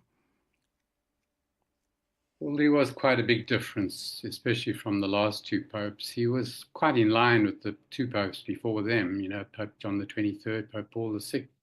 In many ways, Francis was following in their direction. But Pope John Paul II and Pope Benedict, they were more focused on the rules and the laws, and they were quite strict about those sorts of things. So he definitely I wouldn't say he departed from them. He built on them. He built on what they were saying, but with an emphasis on compassion and mercy, and that was the key thing that one needs to take from his pontificate. And in coming back to the way you started that question, that meant, for example, making the church much more place for everyone. And that's why his big focus in the last 2 years, 3 years has been on developing what he calls a synodal church, or synodal church, meaning a church which is inclusive of everyone, where everyone has a voice and a place. And so he's organized these 2 big meetings in the last 2 years in Rome with representatives of all aspects of all different sectors of the church, where they could talk about what sort of church they wanted. And we, in the middle, it's going to be a long journey. He started a process to make everyone feel at home in the church. And of course, that goes against those who have an understanding of church as being a very strictly hierarchical structure where decisions are just made by the men at the top. And when Pope Francis allowed in more women and other people who were even people of other faiths to be part of that conversation, they didn't feel comfortable with that because it contradicted the understanding of what church means in terms of hierarchy. But Francis was redefining what the understanding of church hierarchy means. And it doesn't mean a power thing, it means a ministry thing. And but to allow everyone to have a full voice in determining where the church is going. And those with power mostly, and all men, of course, wouldn't feel comfortable, therefore, with women coming into those spaces, and they would resist that, as many are doing. But I think that Pope Francis has started a process now that hopefully won't be very easily reversible, but would enable more and more people to feel that they're part of the church. The church is not just the priests and the bishops up there, but it's all of us. Yeah. I'm going to take your calls at 011-883-0702. Your WhatsApp's on 072-702-1702. We're reflecting on the legacy of Pope Francis within the Catholic Church, particularly just those the issues of contradiction in that legacy, because for some ultra-right conservatives, there are some who were not satisfied with some of his attempts, but the more progressive liberal Catholics were quite satisfied with how he has led the Catholic Church. And we've just been reflecting on just that duality, the contradiction in that legacy. After the break, I'm going to bring in Professor Itumeleng Motwarai, who's going to join this chat together with Father Mike D. But I'm also going to take your calls and WhatsApps as well. If you've got questions as well, feel free to send them through. It's 12 minutes before 11. Smooth jazz meets scenic bliss at Old Mutual Music in the Gardens. Featuring Kirk Wallum on Sunday, 18 May at Walter Sisulu Botanical Garden. One of jazz's greatest artists performing live in one of Joburg's most iconic spaces. Get your tickets at webtickets.co.za. Proudly presented by Old Mutual, 702 and Breakout Events. Remember when we were rocking just one bike, dreaming big for our delivery business? Those days. Now we're here with a whole fleet of vans and trucks. That's why it's important to have the right partner in your corner. Of course. We owe to My Way Business Insurance. They've been our go-to for comprehensive cover, protecting our fleet while we deliver excellence. Talk about going from pedal power to horsepower. Move your business to My Way and get cover for your vans and trucks. Visit myway.co.za for a quote and do business your way. My Way is a licensed non-life insurer and FSP. T's and C's apply. Tabo is trying hard to remember a song he heard at the gym. Shame. Thanks to the new Samsung A56, he can give his brain a break. Simply press and hold the home button, tap on the music key symbol, hum or sing the melody, and boom! The Circle to Search AI feature instantly finds the song for you. Now Tabo can have an awesome gym session jamming to the best hits. Galaxy A56. Awesome intelligence is here. On your phone, your computer, or a tablet, you can now browse the aisles, view our product range, and shop your building and DIY needs anywhere at any time. Skip the traffic and get everything online with CashBuild and delivered. As the online store is linked to your nearest CashBuild store, you can also enjoy free local delivery. Visit cashbuild.co.za/shop today. T's and C's apply. 702. The Clement Manyathela Show. Let's walk the talk. 10 minutes before 11 o'clock, we're reflecting on the legacy of Pope Francis within the Catholic Church. We've been speaking to Father Mike Beebe. I want to bring in now Professor Itumeleng Motwagae, who is the chair of the Department of Gender and Sexuality Studies at UNISA and Catholic theologian, joining us now on the line. Professor Motwagae, thank you for joining this chat as well. Good morning. Yeah, good morning to you, Clement, and good morning to my brother Catholic father. What form did the liberation theology sort of take? Because this is, Pope Francis, who was quite strong and had a strong stance on liberation theology, something that some have argued that even the previous popes, tried to block. They tried to even put ultra-conservative bishops to try and dismantle. But when you look at what he's done, the views he's had on same-sex couples, or how he's made it easier for divorced and remarried Catholics to participate in the church, that irritated some conservative Catholics. Oh, yes, of course. And Clement, I want to start here that, the liberation theology, which we call the Catholic liberation theology, which is mostly influenced from South America. And its essence is about what is happening on the ground. What is Christ saying to the, through the people, and how do we as theologians have to translate it into a social teaching of the church, and so on and so on. And that's exactly that he had that influence. That influence was not only through the reading of liberation theology of Sobrino and so on, but also that he experienced it. He lived amongst the people, so he understood what it means to be excluded.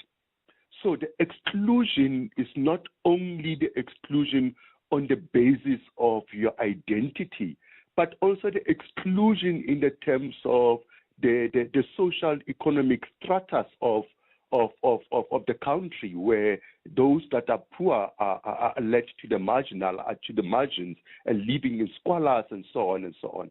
So obviously, those that were in what we call the ultra conservatives, who see this liberation theology as a threat to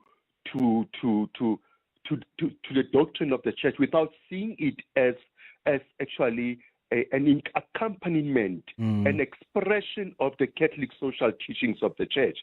Because you go to the Catholic social teachings of the church, they explicitly give you what is it that it means for the church to be involved in society. And I think for me, Pope Francis lived the social teachings of the church, and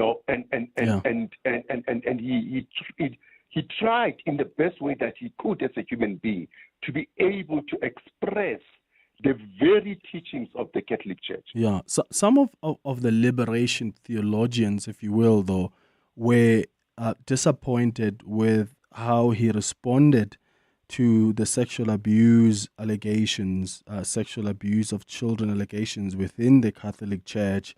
They just felt that it took long to respond to that. There are some that were not satisfied with how he failed to recognize the issue of sovereignty of Ukraine when he was praying for the war to end in Ukraine, because he was speaking of peace. And some people felt, he ignored that Russia is not interested in peace, but is interested in conquest. So it appears like even among the liberation theologians, if you will, there are still some that were still not satisfied with how he was addressing some issues, which I imagine is normal with any leader.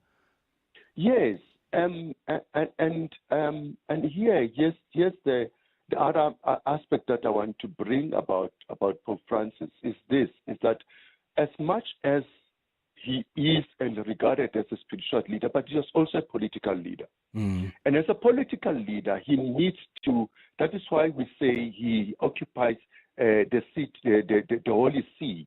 In other words, the Holy See is a political space, is a government on its own, and therefore he needed to be able to maneuver around. What are the things that I speak about? What are the things that I raise, but I do not cause any further damage and so on, like any other president of a country will have to do. And so he always found himself in a dichotomy of being a spiritual leader, but also being a political leader of an institution called the Catholic Church, which is an independent state on its own. So that's one of the things that he needed to maneuver around. And so, of course, we would expect him to be able to speak up about a whole lot of things. But there are certain things as a leader that you choose as central, and you want to amplify those things to make sure that those are the things that people are able to understand and hear about. And we like it or not, the issues around the people in the margins, the issues around those people that are in the margins are a number of them. It's a whole stratification of them.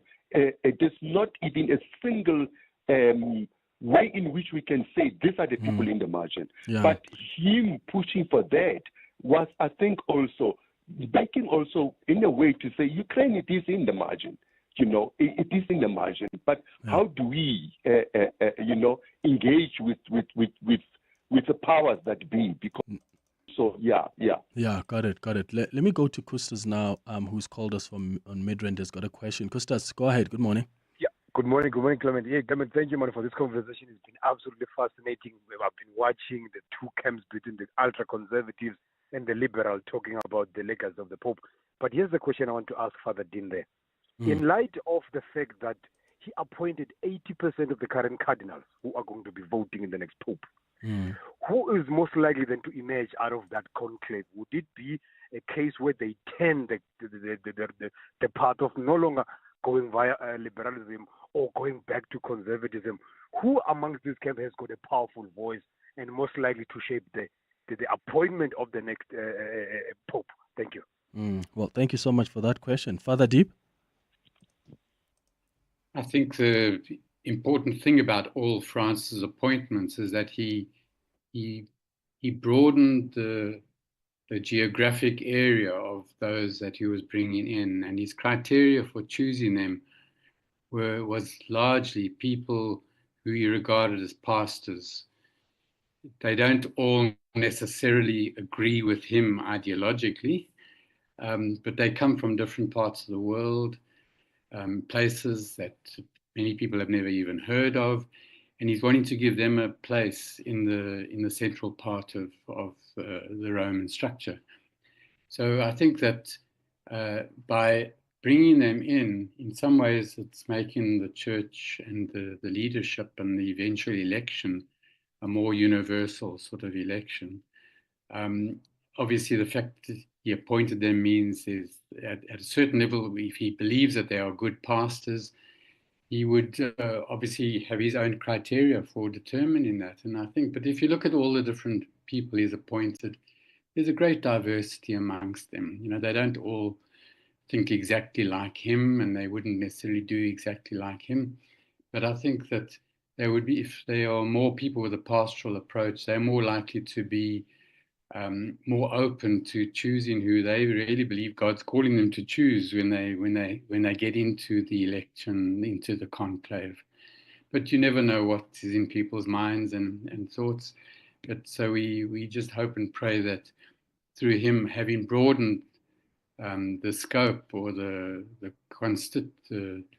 composition of the cardinals, that it will be a decision about a future pope that will be more representative of the whole world, we hope. Yeah.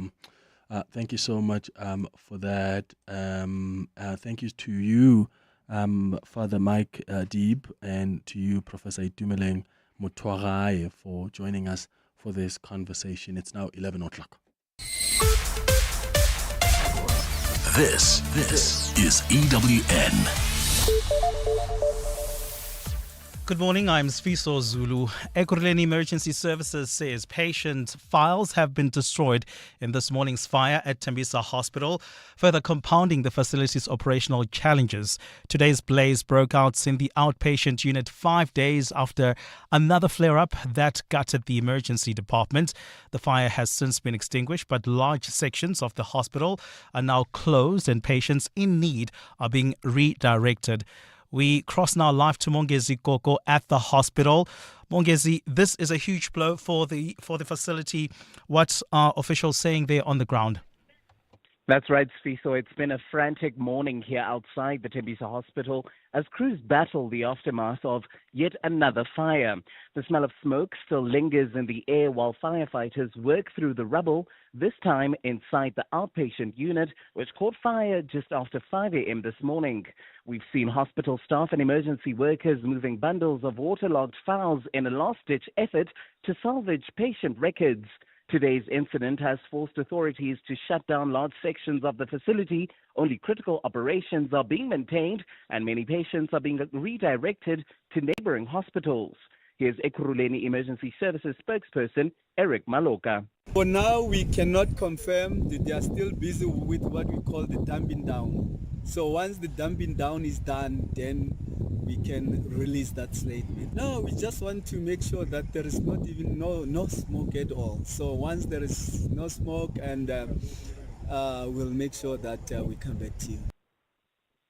Now, Sfiso, we are expecting a full briefing from health officials later today on the extent of the damage and whether arson can be ruled out. Mongezi Koko, Eyewitness News, reporting live from the Tembisa Hospital. 4 prison warders have been arrested in connection with the murder of an inmate at the Mangaung Correctional Facility in the Free State. Mpho Nkubeni died early last month following an unauthorized raid of his cell in the prison. It's understood he was pepper sprayed and beaten the night before passing on the next day. It's alleged that a member of the dedicated search team accused him and his cellmates of stealing 800 rand from his bag, which he forgot in the cell following the raid. Last week, EWN reported that 7 prison officials at the controversial privately run G4S prison were suspended. Despite initial reports that Mkubeni's death was as a result of natural causes, an autopsy has now revealed otherwise. The police's Motansi Makhele. An inquest docket was opened for further investigations. However, subsequent to post-mortem results, which indicated that the deceased died due to unnatural causes, these findings led investigators to change the inquest docket to a murder investigation. Further investigation by Bloomsbury Police resulted in the arrest of 4 warders aged between 34 and 50 for alleged murder of an inmate. The High Court in Pretoria will this morning hand down judgment in the recusal application by rape-accused Bishop Stephen Zondo. He's accused of the rape and sexual assault of some of his congregants and the staff at his church, with one of the incidents involving an 8-year-old girl dating back to 1980. The state has closed its case and it's now Zondo's turn to make his, but he wants to do so before a different judge. Khomoso Modise reports. Stephen Zondo's recusal application emanates from Judge Bapi Mosopa's ruling on the Bishop's Section 174 discharge application. In his judgment, Mosopa said at that stage of the trial, he found the evidence to be credible, truthful and reliable. Zondo's lawyer, advocate Pete Pistorius, has argued that Mosopa went too far when he made these pronouncements and showed bias. And in so doing, you overreached, and you overreach in so demonstrating impartiality. That is the difficulty.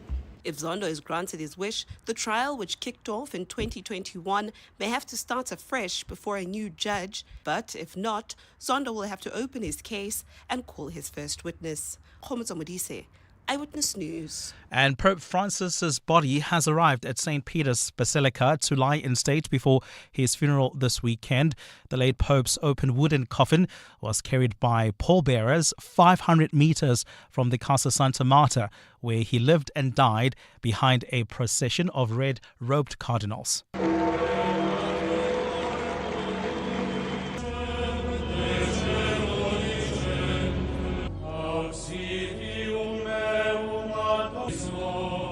Meanwhile, back home, the Cathedral of Christ the King in Johannesburg is this morning holding a memorial mass in honor of the late Francis. This marks the first major event reflecting on the life of the Pope in South Africa since his passing on Monday. Zolega Kodashe is there. Mourners draped in black and clutching umbrellas have begun trickling in at the Cathedral of Christ the King in Johannesburg. Today, the sacred space will become the heart of national mourning as South Africa holds its first major memorial mass in honor of Pope Francis just days after the pontiff's passing on Monday. Inside, the cathedral glows with candlelight around a framed picture of the church leader, fondly known as the People's Pope. For those who will gather here to honor a life of service, the occasion will act as more than a farewell. It's expected that the moment of shared grief will force many to reflect on a papacy that championed the poor, bridged divides, and called for peace in a fractured world. Zolega Kodashe, Eyewitness News.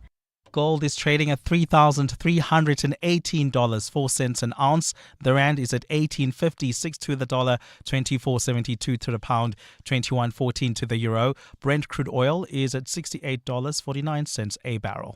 There's bumper-to-bumper traffic on the M1 South. This is between Allendale Road and Marlborough Drive due to an accident between these 2 points. Please be on the lookout there while travelling.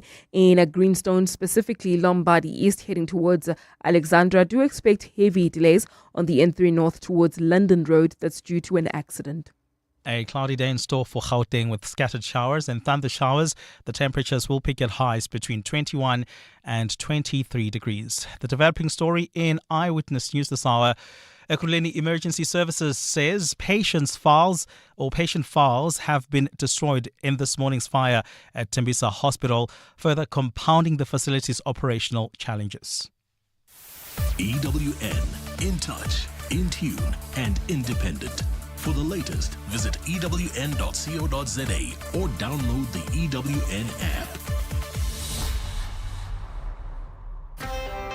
You're with Clement Manyathela on 702.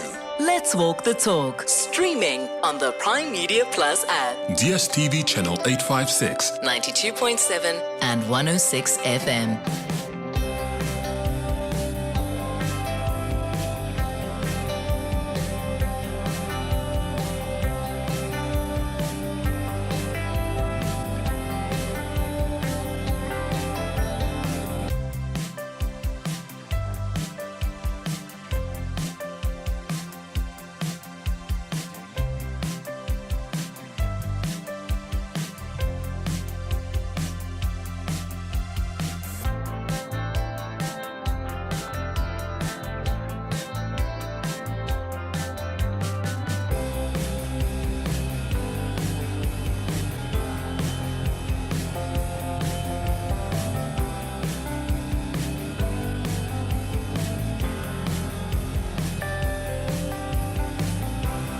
Nine minutes after 11 o'clock. Dumelang, welcome to the third and final hour of the Clement Manyathela Show. Thank you for staying with us here on 702. Time now for our Listener's Choice feature. Burning questions. Insightful answers. Listener's Choice. With Clement Manyathela. So, Listener's Choice is an opportunity we give you as the Clement Manyathela Show. We give you an opportunity to recommend any topic you want us to discuss. That's why we call it Listener's Choice, because it's a choice you make as a listener. So if there are topics that you feel that we have not focused on a lot, or we've not explored sufficiently, and you want us to bring in experts, guests who can explore that with us, just send me an email on cm@702.co.za. That's cm@702.co.za. Tell us what your choice is as a listener. And what we do is we will put all these topics at every single Wednesday at 11 o'clock. That's the time we allocate for such conversations. And it can be a topic about anything. We've spoken about different things that have been suggested by listeners on our Listener's Choice feature. So feel free to send us your suggestions or topics you want us to discuss, especially those we've not discussed or we've not really focused a lot on. cm@702.co.za is the email address to send those to. So today we're looking at how much South Africans spend on transport. One of our listeners us that we look into how much we spend on transport, especially the lower working class who depend on public transportation. So we've got a guest that we've invited who will paint the national picture for us. I mean, whether you are commuting to work or you are getting your kids to school or you're just trying to make ends meet, transport costs they actually play a huge role in our daily lives, and they're astronomical. And you see that in our monthly budget. And it doesn't help that we have forever rising fuel prices. And yes, sometimes they do come down and then they go up again. And the public transport system is virtually not functional. There's, in fact, recent data that reveals that nearly 60% of Gauteng households spend more than the recommended 10% of their income on public transport. I mean, nationally, the situation is equally concerning, with the latest household affordability index indicating that the average worker allocates over 57%, over 57% of their monthly earnings to transport and electricity combined. So I'm interested to know from you how much you spend on transport monthly, whether you're using public transport in the form of trains or taxis, buses, or you are driving in your own car. How much do you spend just on transport monthly? Give us a call on 011-883-0702. The WhatsApp line is 072-702-1702. Professor Rose Luke is a transport economist with the University of Johannesburg who's going to guide us through this jet. Prof, thank you for making time for us. Good morning. Hi, good morning, and good morning to all the listeners as well. So thank you very much for having me here. Yeah. So before we even look at just the general picture of the current state of transport costs in South Africa, I suppose we also have to talk about infrastructure, because when you are traveling in Europe and you see how functional their public transport is, or even in America, in places like New York, where they use the sub, it's so cheap, it's so convenient, it's so functional. You realize that there's actually a lot of money people spend in this country on transportation, especially transportation to work, because we just don't have proper functioning public infrastructure.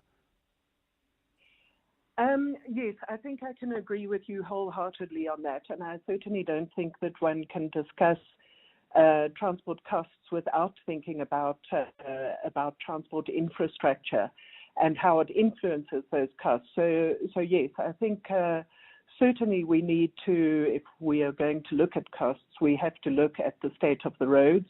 We have to look at, just functioning traffic lights, for example, but also our public transport infrastructure, our rail system, our either taxi ranks, stations, bus stops, all of those must be factored into it. But just the state of the roads and the potholes must surely also have a massive influence on costs. So I think we can't separate the two. If we are going to discuss costs, we must discuss the state of infrastructure as well. So what's the general picture of just the current state of those transport costs in South Africa, whether it's people that are driving in their cars, people that are using public transport? How are things looking? I think we can safely say that our transport costs are very high and too high. I think you mentioned earlier that when we're looking at developing economies, there's usually a benchmark of about 10% of household income that we should be spending on transport. In South Africa, you're frequently looking at, some people have quoted an average of 16%. I know of a lot of people who are looking at 20-25%. And that's a lot of money and a huge portion of your income to spend just on transport, bearing in mind that you are only spending it on transport to be able to earn that income in the first place. So, you can take away a whole lot of your income and say that that is not income, it's just transport. So it has a massive, massive impact on households, and in particular on poor households. Yeah. And so when you look at the transport costs, that obviously those have evolved over the last few years. What would you say are some of the major factors that are driving those changes? Well, I think we have to have a look at fuel price volatility. I think that would certainly be one of them. I think we're used to seeing fuel prices go up and down. And as most people will say, you certainly feel the fuel cost when it goes up, but you don't often feel it when it goes down. So I'm not always sure that we're really feeling the price of the deflation, but only the inflation. I think we can also safely say that infrastructure and the state of infrastructure is driving costs. If you just think of potholes and traffic lights and those kind of aspects which influence the speed at which you can travel and the amount of fuel that you are using, those kind of things, it would certainly impact there, not to mention insurance costs and tire costs and maintenance costs. I think that we can look at congestion. We know our roads are more and more congested. There are more and more cars on the road. And congestion, of course, drives up costs to a huge extent. And I think also, we should not,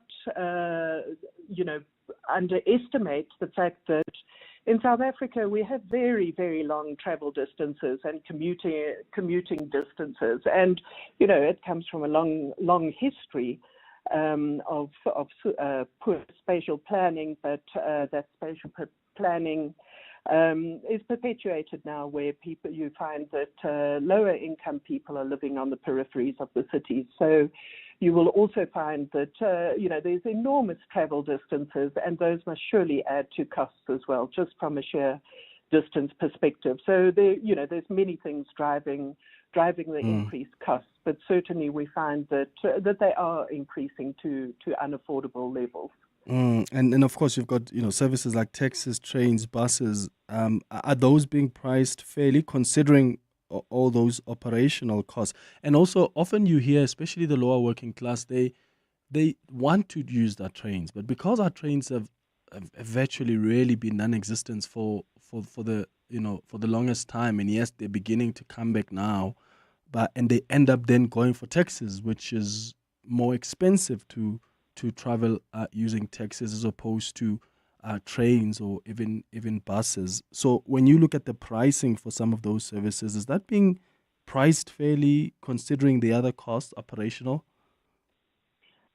Yes, I think that, prices are always a difficult issue to discuss, particularly when one looks at achieving certain social aims within transport. So, I think certainly you can look at buses and trains and say that they are reasonable cost alternative. And generally speaking, the prices for those would be subsidized, and they would be affordable. But the problem is if you don't have a service which meets the requirements of what people need. So if you don't have a train service, or you have a bus service which only comes every hour, doesn't have the frequency or doesn't have the range that you need, you will certainly not be able to opt for that, and you would then be forced into opting for a more expensive mode like a taxi or a carpooling or something like that.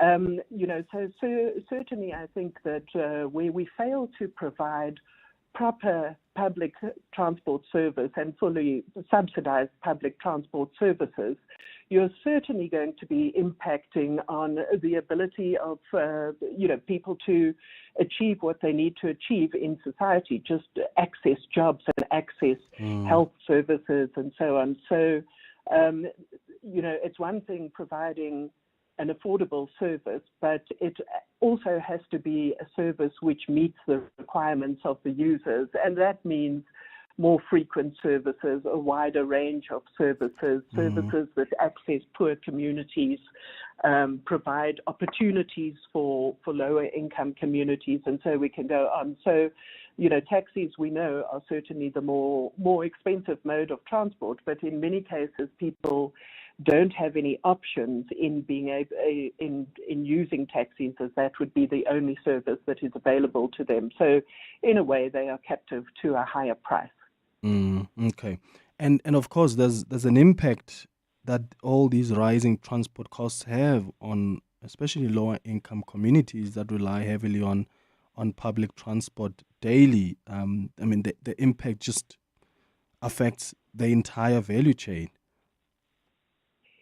Yeah, absolutely. And, I want to sort of take it further than that and say that it impacts people's lives and whether they are able to participate in society whatsoever.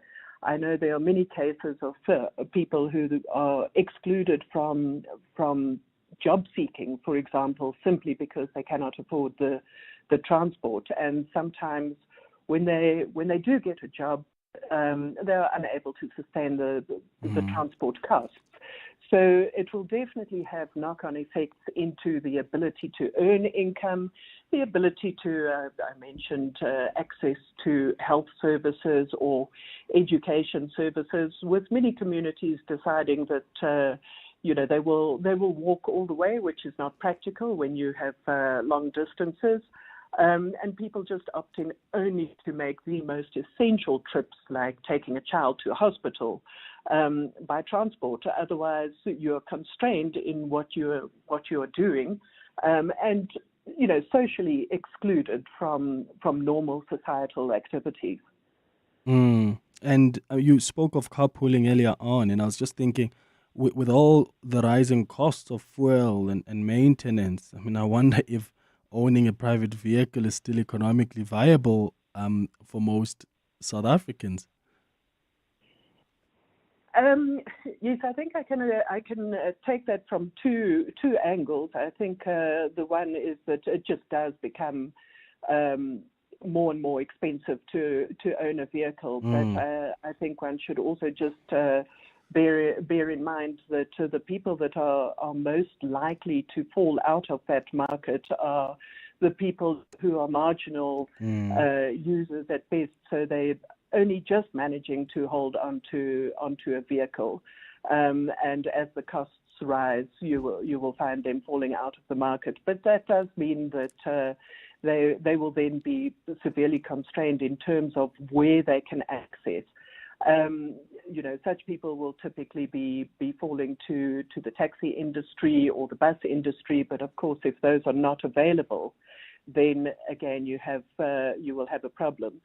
In itself, I think I've mentioned that I would take it from two angles. It's not a bad idea from a transport economic perspective to reduce the number of cars on the road. But having said that, one doesn't want to put in punitive measures. So if you would like to reduce the number of cars on the road, it's very, very, very important to provide excellent public transport services and things that are viable alternatives to cars. So I think the point is that, if people fall out of the market, they must, the car market, they must be able to still have access to everything that they did before, rather than falling out of the market into nothing. So it's about, we still have to maintain that mobility and accessibility that a car provides, and that means excellent public transport. Yeah, let me take some WhatsApp voice notes that have come through. Let's start with this one. Morning, Clement, and your guest there. If we had public transport like in Europe, I wouldn't be having a car. I've retired and I have to pay the insurance. My car goes out at times twice a week, or some days it doesn't even go out. So I'm just paying a tracker. The insurance is so expensive, and I can't even get a lesser quote because, these insurances looks like they're colluding. So it's so bad. So I have to keep my car because I can't use the Ubers and all that. I don't like them. That's Veronica from Spragueview. Bye-bye. Oh, yeah, I'm Veronica. Imagine just keeping the car, and if we had a well-functional public transport system, you would have to be paying for that tracker, for that insurance, for that vehicle. Do you find, Professor Luke, that we are seeing a lot, or let me say this, do you find that there's enough investment in sustainable transport options? I mean, even government itself, is it putting in the investment for us to see a well-functioning transport sector? No, I think we can safely say that there's not nearly enough investment. And, I know it's difficult and I know we have money constraints and so on, but to me, I think you have to ask the question, you pay for transport whether you invest in it or not, and you pay it in different ways, such as if you're not investing in good public transport systems, you're paying for it in emissions and congestion and productivity and health costs and accident costs. So the costs are there. And we need to invest a lot more in public transport. We need to make sure that the viable options and that they've got, good market coverage and that they reach the lower income communities. And we need to invest a lot. And not just that, we need to invest in bigger transport systems, because as much as we rely on the taxi system, a taxi can ultimately only carry 15 passengers. A bus can carry 60, a train can carry 1,000, and so you can continue. And as the cities grow and become, Johannesburg is a massively growing city, so you cannot think of small solutions. Ultimately, you have to start thinking about big solutions, and we need to look into the future and how the city will evolve and invest accordingly. We cannot invest according to the issues that we have on the table now, and certainly that needs investment in itself. But we've got to think about how the city is going to evolve and how we're going to cope with it, because otherwise you have a situation where you just have gridlock and the city can't move and people can't move, and you have a complete lack of productivity. So we need a lot more investment in public transport. And just to reiterate, you're going to pay for transport whether you invest in it or not. So it's better to be able to invest in the kind of future that we would like to see. Yeah, I've got a question here from someone who's asking about the transport costs in South Africa and how they compare with other African countries. Are you able to answer that? I think not too definitively, but I think I can say that transport costs in Africa are generally high, mainly because we have similar kind of issues, a high reliance on informal transport. We have long travel distances, poor infrastructure, and so on. But I think we should also just bear in mind that in South Africa we have a city like Johannesburg, which is hugely congested and growing at a massive rate. So within such a city, you would find the problems becoming more exacerbated at that level. But it's not unusual for where we see things in Africa. But I think also there is a move in several African cities to invest more in mass transit systems, and I think this is the only way out for us if we are going to try and keep these costs down. So I hope that answers the question. Yeah. Let me take Martin, who is calling us from Chiawelo. Martin, good morning. Clement. Sure, man. Go ahead. When there was still a Minister of Transport, they had a blueprint about trains operating 24 hours. I don't know what happened to that blueprint, because he told people that people who are knocking gate at where they'll get a train. And when they arrive at that destination, they'll find buses waiting for them to ferry them next to their homes.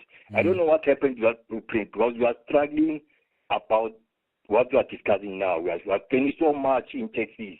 We are spending so much in Ubers, and we are pensioners, some of us. No, true, Martin. Professor Luke, were you aware of that report? I mean, there have obviously been big plans from the side of government, trains operating 24/7. But that takes us back to that question I asked earlier about investment. You need enough investment in public transport infrastructure. And for as long as you're not investing in that, all these other plans are just going to be a pipe dream. Yes, and I think that is exactly the point. I think we have to look at that investment in order to build those.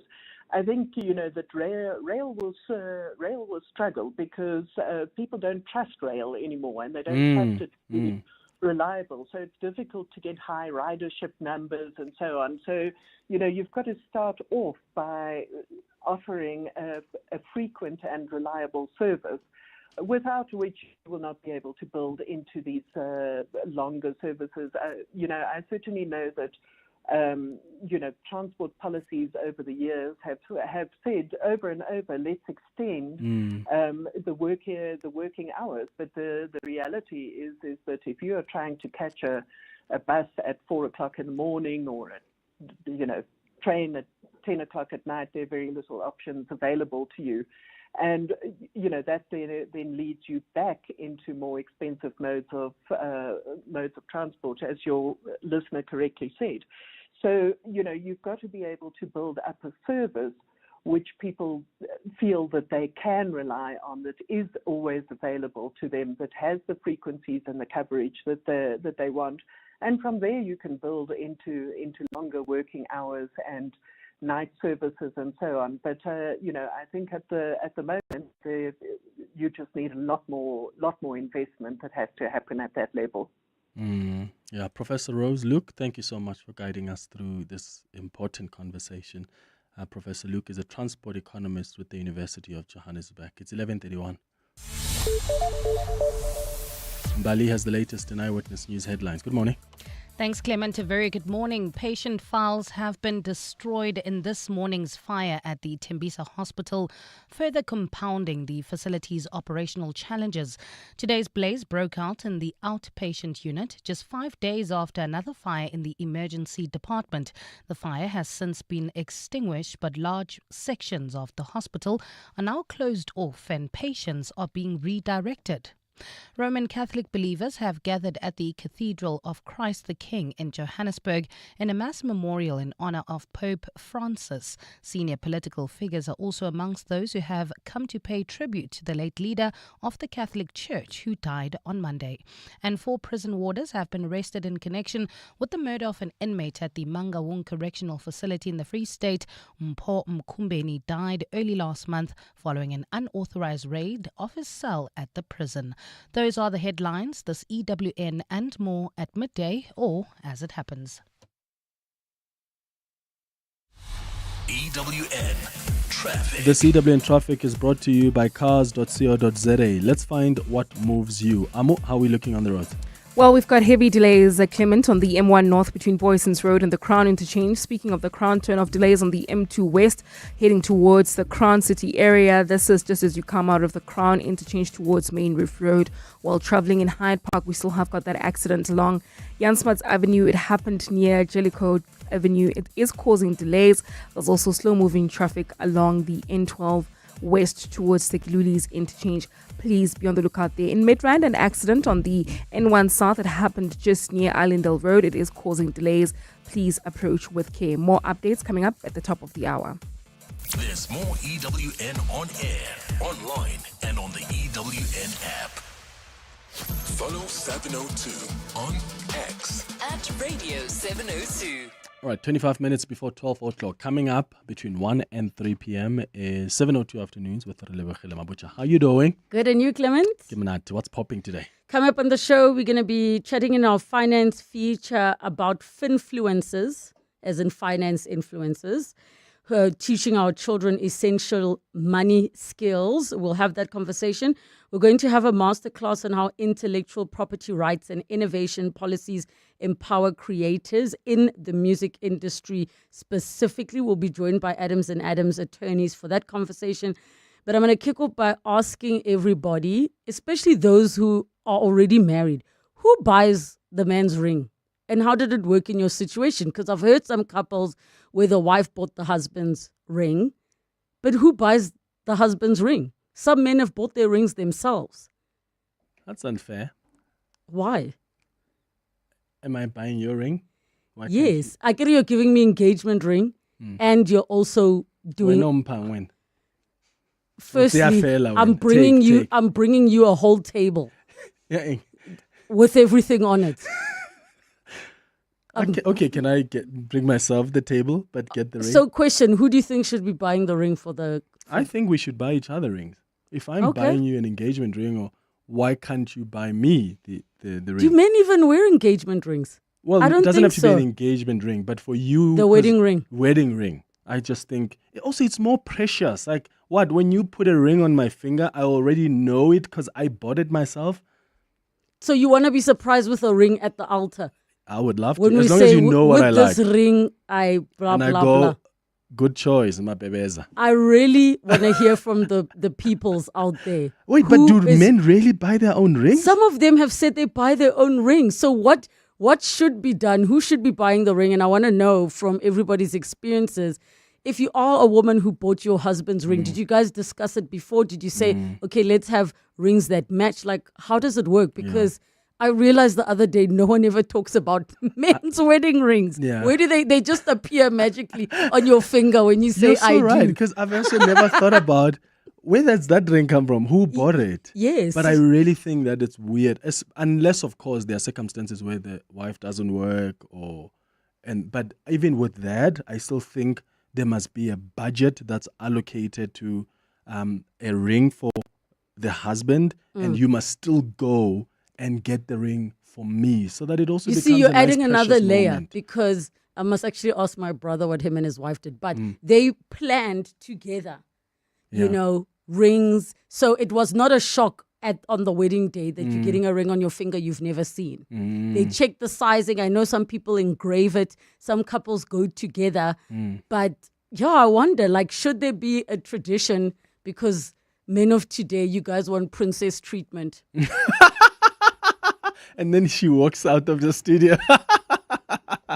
It's 20. That's what's coming up at 7:02 afternoons with Relebogile between 1 and 3 p.m. It's 23 minutes now before 12 o'clock.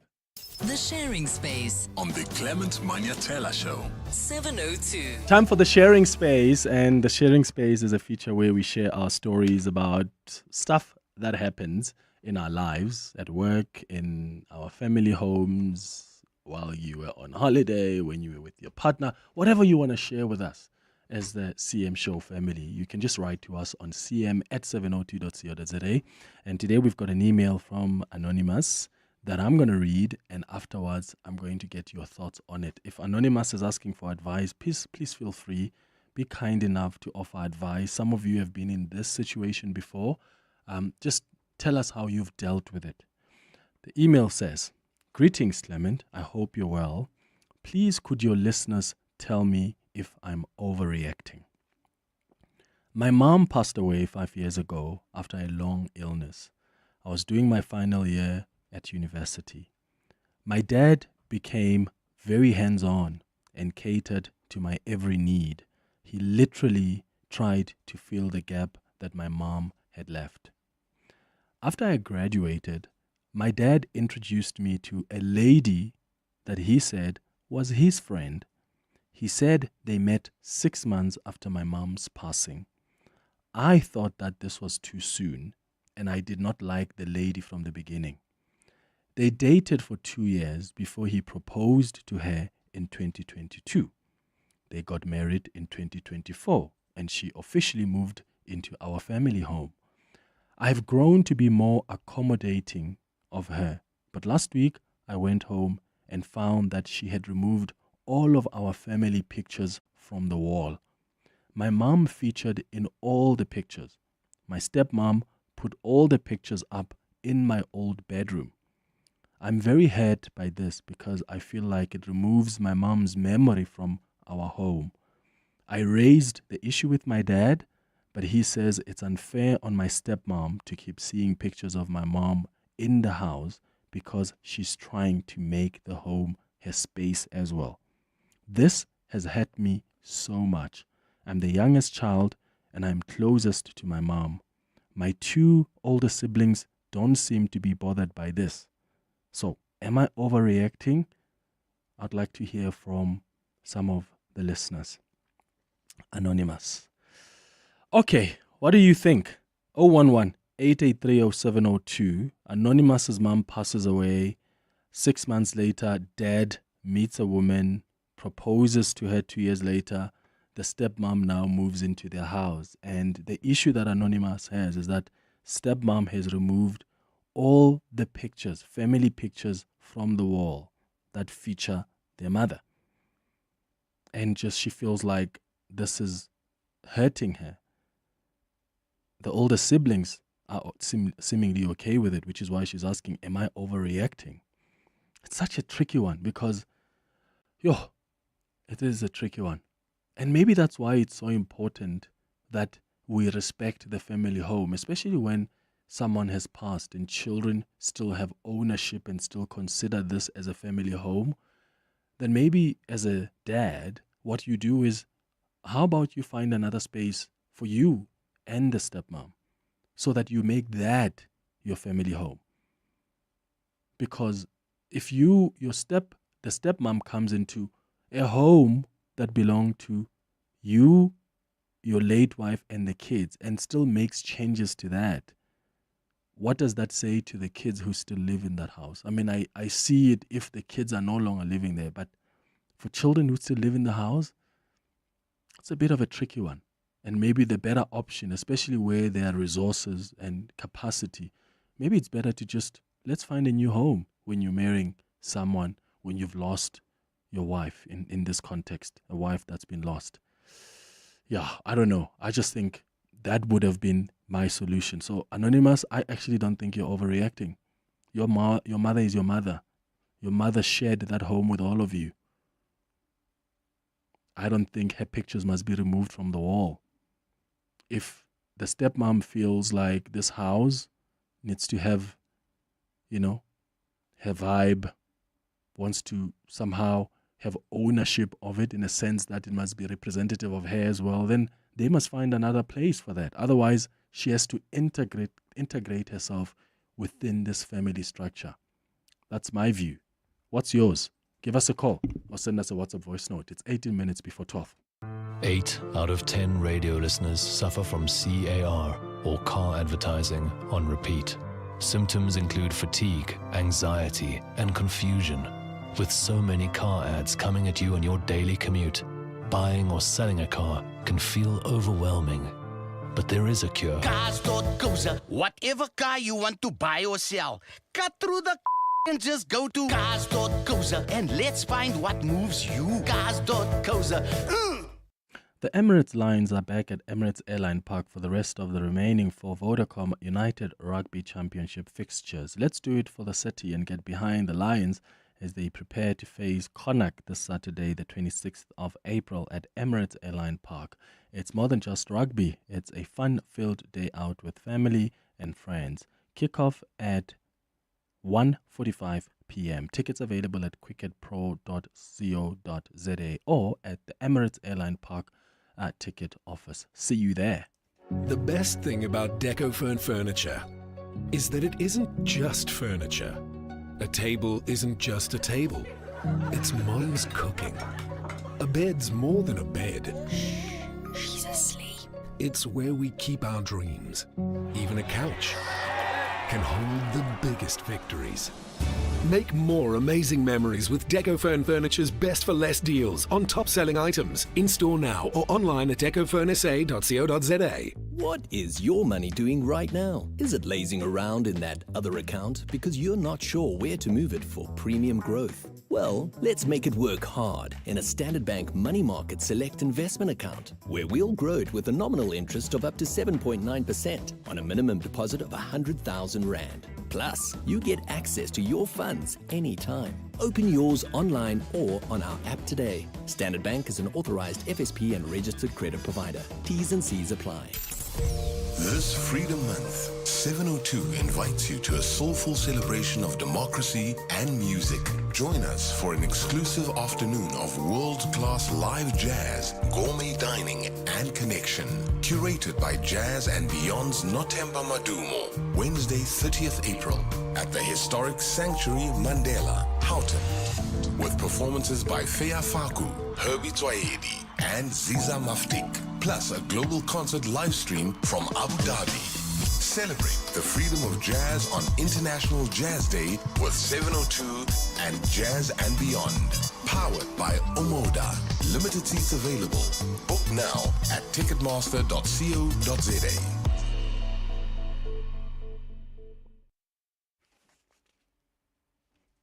sharing space. On the Clement Manyathela Show. 702. 15 minutes before 12. 702 Land, Vincent here. The lady is not overreacting. She is quite right. Now, I think what her dad has done, he has made the biggest mistake of his life. Now, think about it this way. If it happens that the dad passes on, then what is going to happen to his children? You see, that lady is going to kick them out. So in this regard, she's not overreacting. Dad messed up big time. Thank you. Yeah. Steve, you were calling us from Centron. What do you think? Hey, Steve. Hi.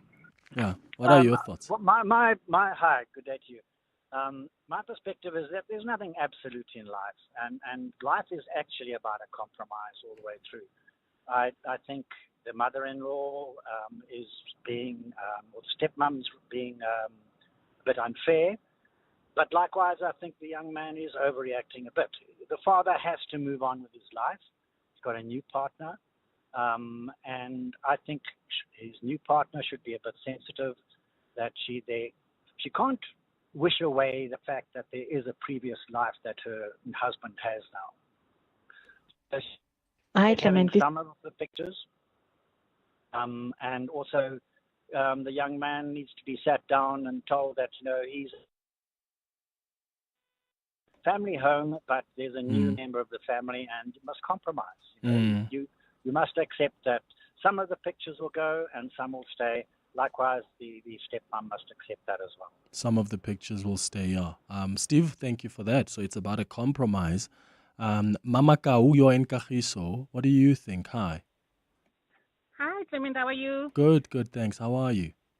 Thank you very much. I think mine, it's the same as the last speaker to say the father should have bought a new house for her and for him and the new wife, which is not a problem for him to have a relationship. But my worst fear is when he can die today. Those children are out in the streets already. So that is the behavior that I see. If you can't incorporate your life into the life that was there before, so that means the worst is coming. So he must start to rectify his mistakes now, because he might find his children out of the house in the future. What do you think of what the other listener raised, that maybe there must be a compromise, so the kids must also accept that there must be other pictures that go off, some pictures that stay, but the stepmom as well must accept that some of these pictures will go, but some will stay because this is still a family home? Yeah, I think the whole thing goes with how you start the whole process of incorporating one person into your life. Yeah. I think when you start a family, you need to involve everybody, and some of those things that needs to be discussed at the beginning of everything. So I think yes, everybody must incorporate. There must be compromise of other things. Yes, maybe the child also needs to understand that this new person. But also, if there is that relationship of them talking, maybe let's take this and put them in one room where we make a sort of a one room that has older pictures of our parents and all that. Maybe that will work. But I still don't agree with the stepmother removing in the them. Same house.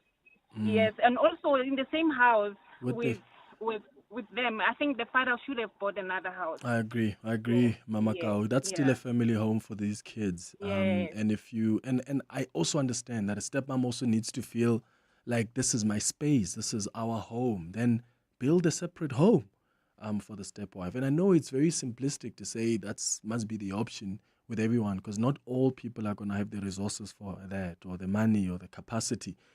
But I think that needs to be thought of quite thoroughly. Every woman has the right to make her dwelling space her own.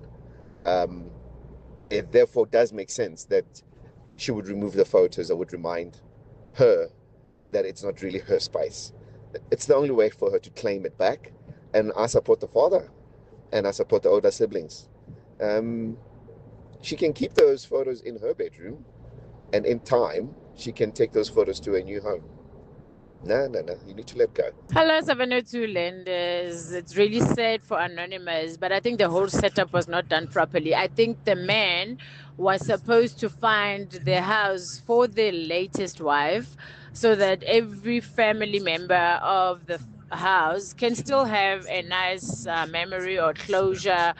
Memories of their mother. You don't want to forget about her. I just think she was supposed to get her own house so she can make her own memories and, start her own journey with the husband. And then the husband can visit the kids because now they are like saying to the kids, forget about your mom. There's a new mom. And that's really not really right. Thanks, guys, for a great show, Shadi Kempton Park. Hi, Clement. This is Mmusi here. I think it's selfish of the stepmother to remove all the pictures, to rearrange the house, as it were. The father should have bought a new home for the new wife, and they should have moved out and leave the family home with the children. I personally, I don't like this stepfather situation, because whether we like it or not, it does affect the children. Yeah. I'm also interested in what some of you have done. Have you been in those shoes? Maybe you can let us know how you dealt with a scenario like that, where you move in with your husband or a partner who still has pictures in their house because they still have children there, pictures of the wife that has passed, or maybe even the wife that they've divorced. Have you been in a situation like that? How did you deal with it? Noni, you are calling from Joburg. What are your thoughts? Hi. Hi, Clement. So, first of all, I don't think the wife is being unfair. Remember, the new wife, this is new love for her. This is a new life. This is a new relationship that she wants to build. She wants to build a life and memories together with the new husband, and that is something that she has to do according to what she prefers, what she wants. Also, having those pictures might make her feel like she has to always keep up to the expectations of what the old wife used to do. So it might speak a lot of things when the pictures are hanging on the wall, right? So I think what probably could have been done was that the husband should have maybe bought a new house for the lady so that they stay together there. But also in that case, they run the risk of making the children feel like that they've been abandoned, especially if they're still young, you know? But I think the woman needs to be given a break, because this is Lutando Lucha. It's new love. She doesn't want to feel like she's confined to someone else's definition of a home or a family. She wants to create something from scratch. So she should be allowed that opportunity through conversation, obviously.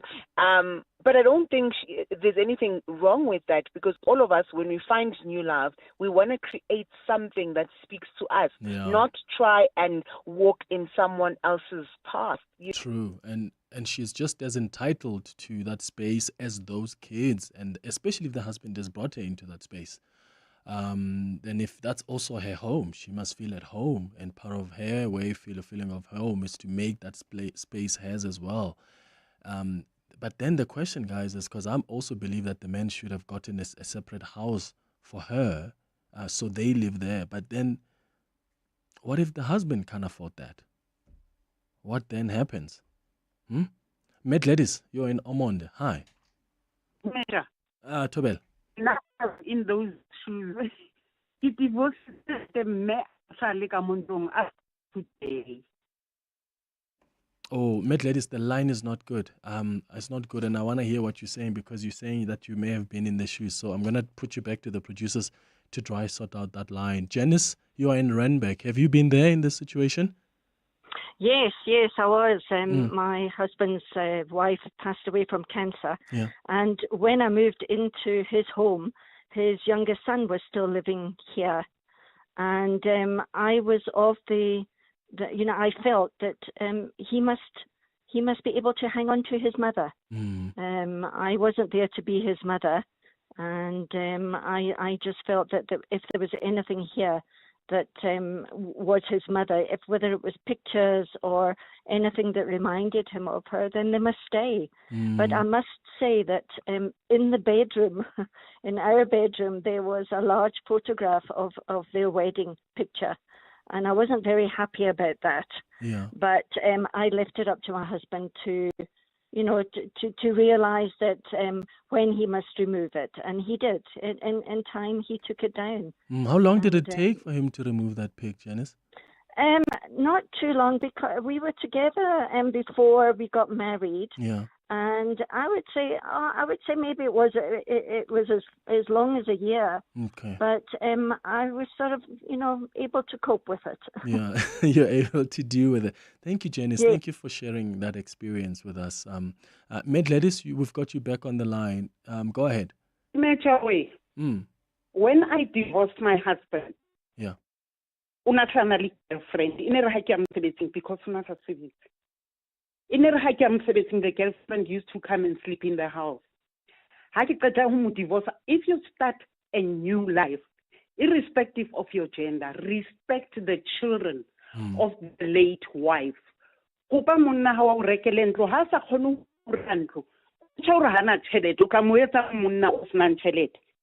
Therefore, be happy. What about those children? As women, we should stop being selfish. Women are very selfish and self-centered. And when it comes to relationship, they've got a very small, tiny, winky mind. They can't think beyond the new relationship. He has started a new relationship. He should buy his new lady a new house. Right, Med Lettuce in Omonde, thank you for your thoughts. Invest in peace of mind with the water tank from CashBuild. Store water for your garden, your home, your family, and save every drop. We have tanks of all sizes built to last, so you can have water on demand. Plus, CashBuild offers free local delivery. Get your water tank at CashBuild today and start saving. CashBuild. Quality building materials, tools, paint, and hardware at the lowest prices. Running a small business doesn't mean you face small problems. That's why you need Smart SME by Santam. It's tailor-made insurance built for small businesses. Even you, the plumber whose vehicle becomes a food truck on weekends, or you, the beautician, wearing many hats. We cover the all in small business. Visit santam.co.za or SMS Smart SME to 34852 to get a quote. Santam, this is freedom. Santam is an authorized FSP, a licensed non-life insurer and controlling company for its group companies. Clement is on X at The Real Clement M. Coming up next, the Midday Report with Mandy Wiener. How are you doing, Mandy? Hey, Clement. What's happening vandag? So we're obviously watching what's happening in the Vatican City at the moment, but in Johannesburg, politicians and parishioners gathering to honor Pope Francis. So we'll take you there. There's been yet another fire at Tembisa Hospital, the second in a week. So we'll find out what the latest is with that. I saw Panyaza if he wants state security agency to investigate whether there's no foul play there. Well, Tembisa Hospital has been mired in controversy. Of course, that's where Babita Deokaran exposed all of this wrongdoing. So very suspicious indeed. The IEC is giving an update on local government elections and e-voting. Lots of court cases happening today. The Santon teachers murder trial underway, the Wynberg court shooters in court, the Usindiso trial. So we'll bring you all of that, and then also the weather, emergency services warning of severe weather over the next few days. Oh, more rain expected? It's pouring outside. It was Is earlier. it? Oh, It was, okay.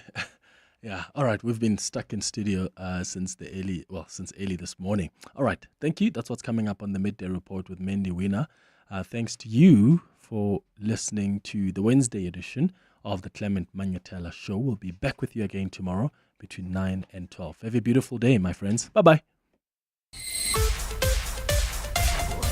This is EWN. Good afternoon. I'm Mbali Dlamini. Patient files have been destroyed in this morning's fire at the Tembisa Hospital, further compounding the facility's operational challenges. Today's blaze broke out in the outpatient unit just 5 days after another fire in the emergency department. The fire has since been extinguished, but large sections of the hospital are now closed and patients are being redirected. Mongezi Gogo is there. It's been a frantic morning here outside the Tembisa Hospital as crews battle the aftermath of yet another fire.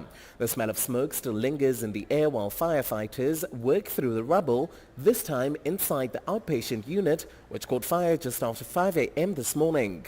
We've seen staff and emergency workers moving bundles of waterlogged files in a last-ditch effort to salvage patient records.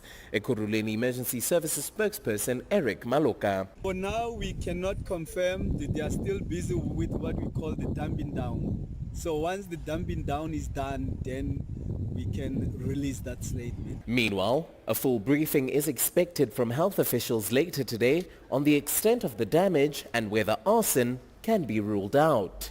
Mongezi Gogo, Eyewitness News at the Tembisa Hospital.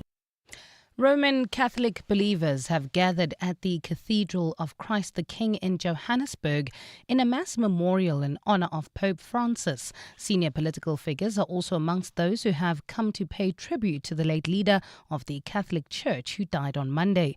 Amongst those in attendance today are ANC Secretary General Fikile Mbalula, his first deputy Nomvula Mokonyane, Johannesburg Mayor Dada Morero, and Deputy Transport Minister Mkhuleko Hlengwa. The service is the first major event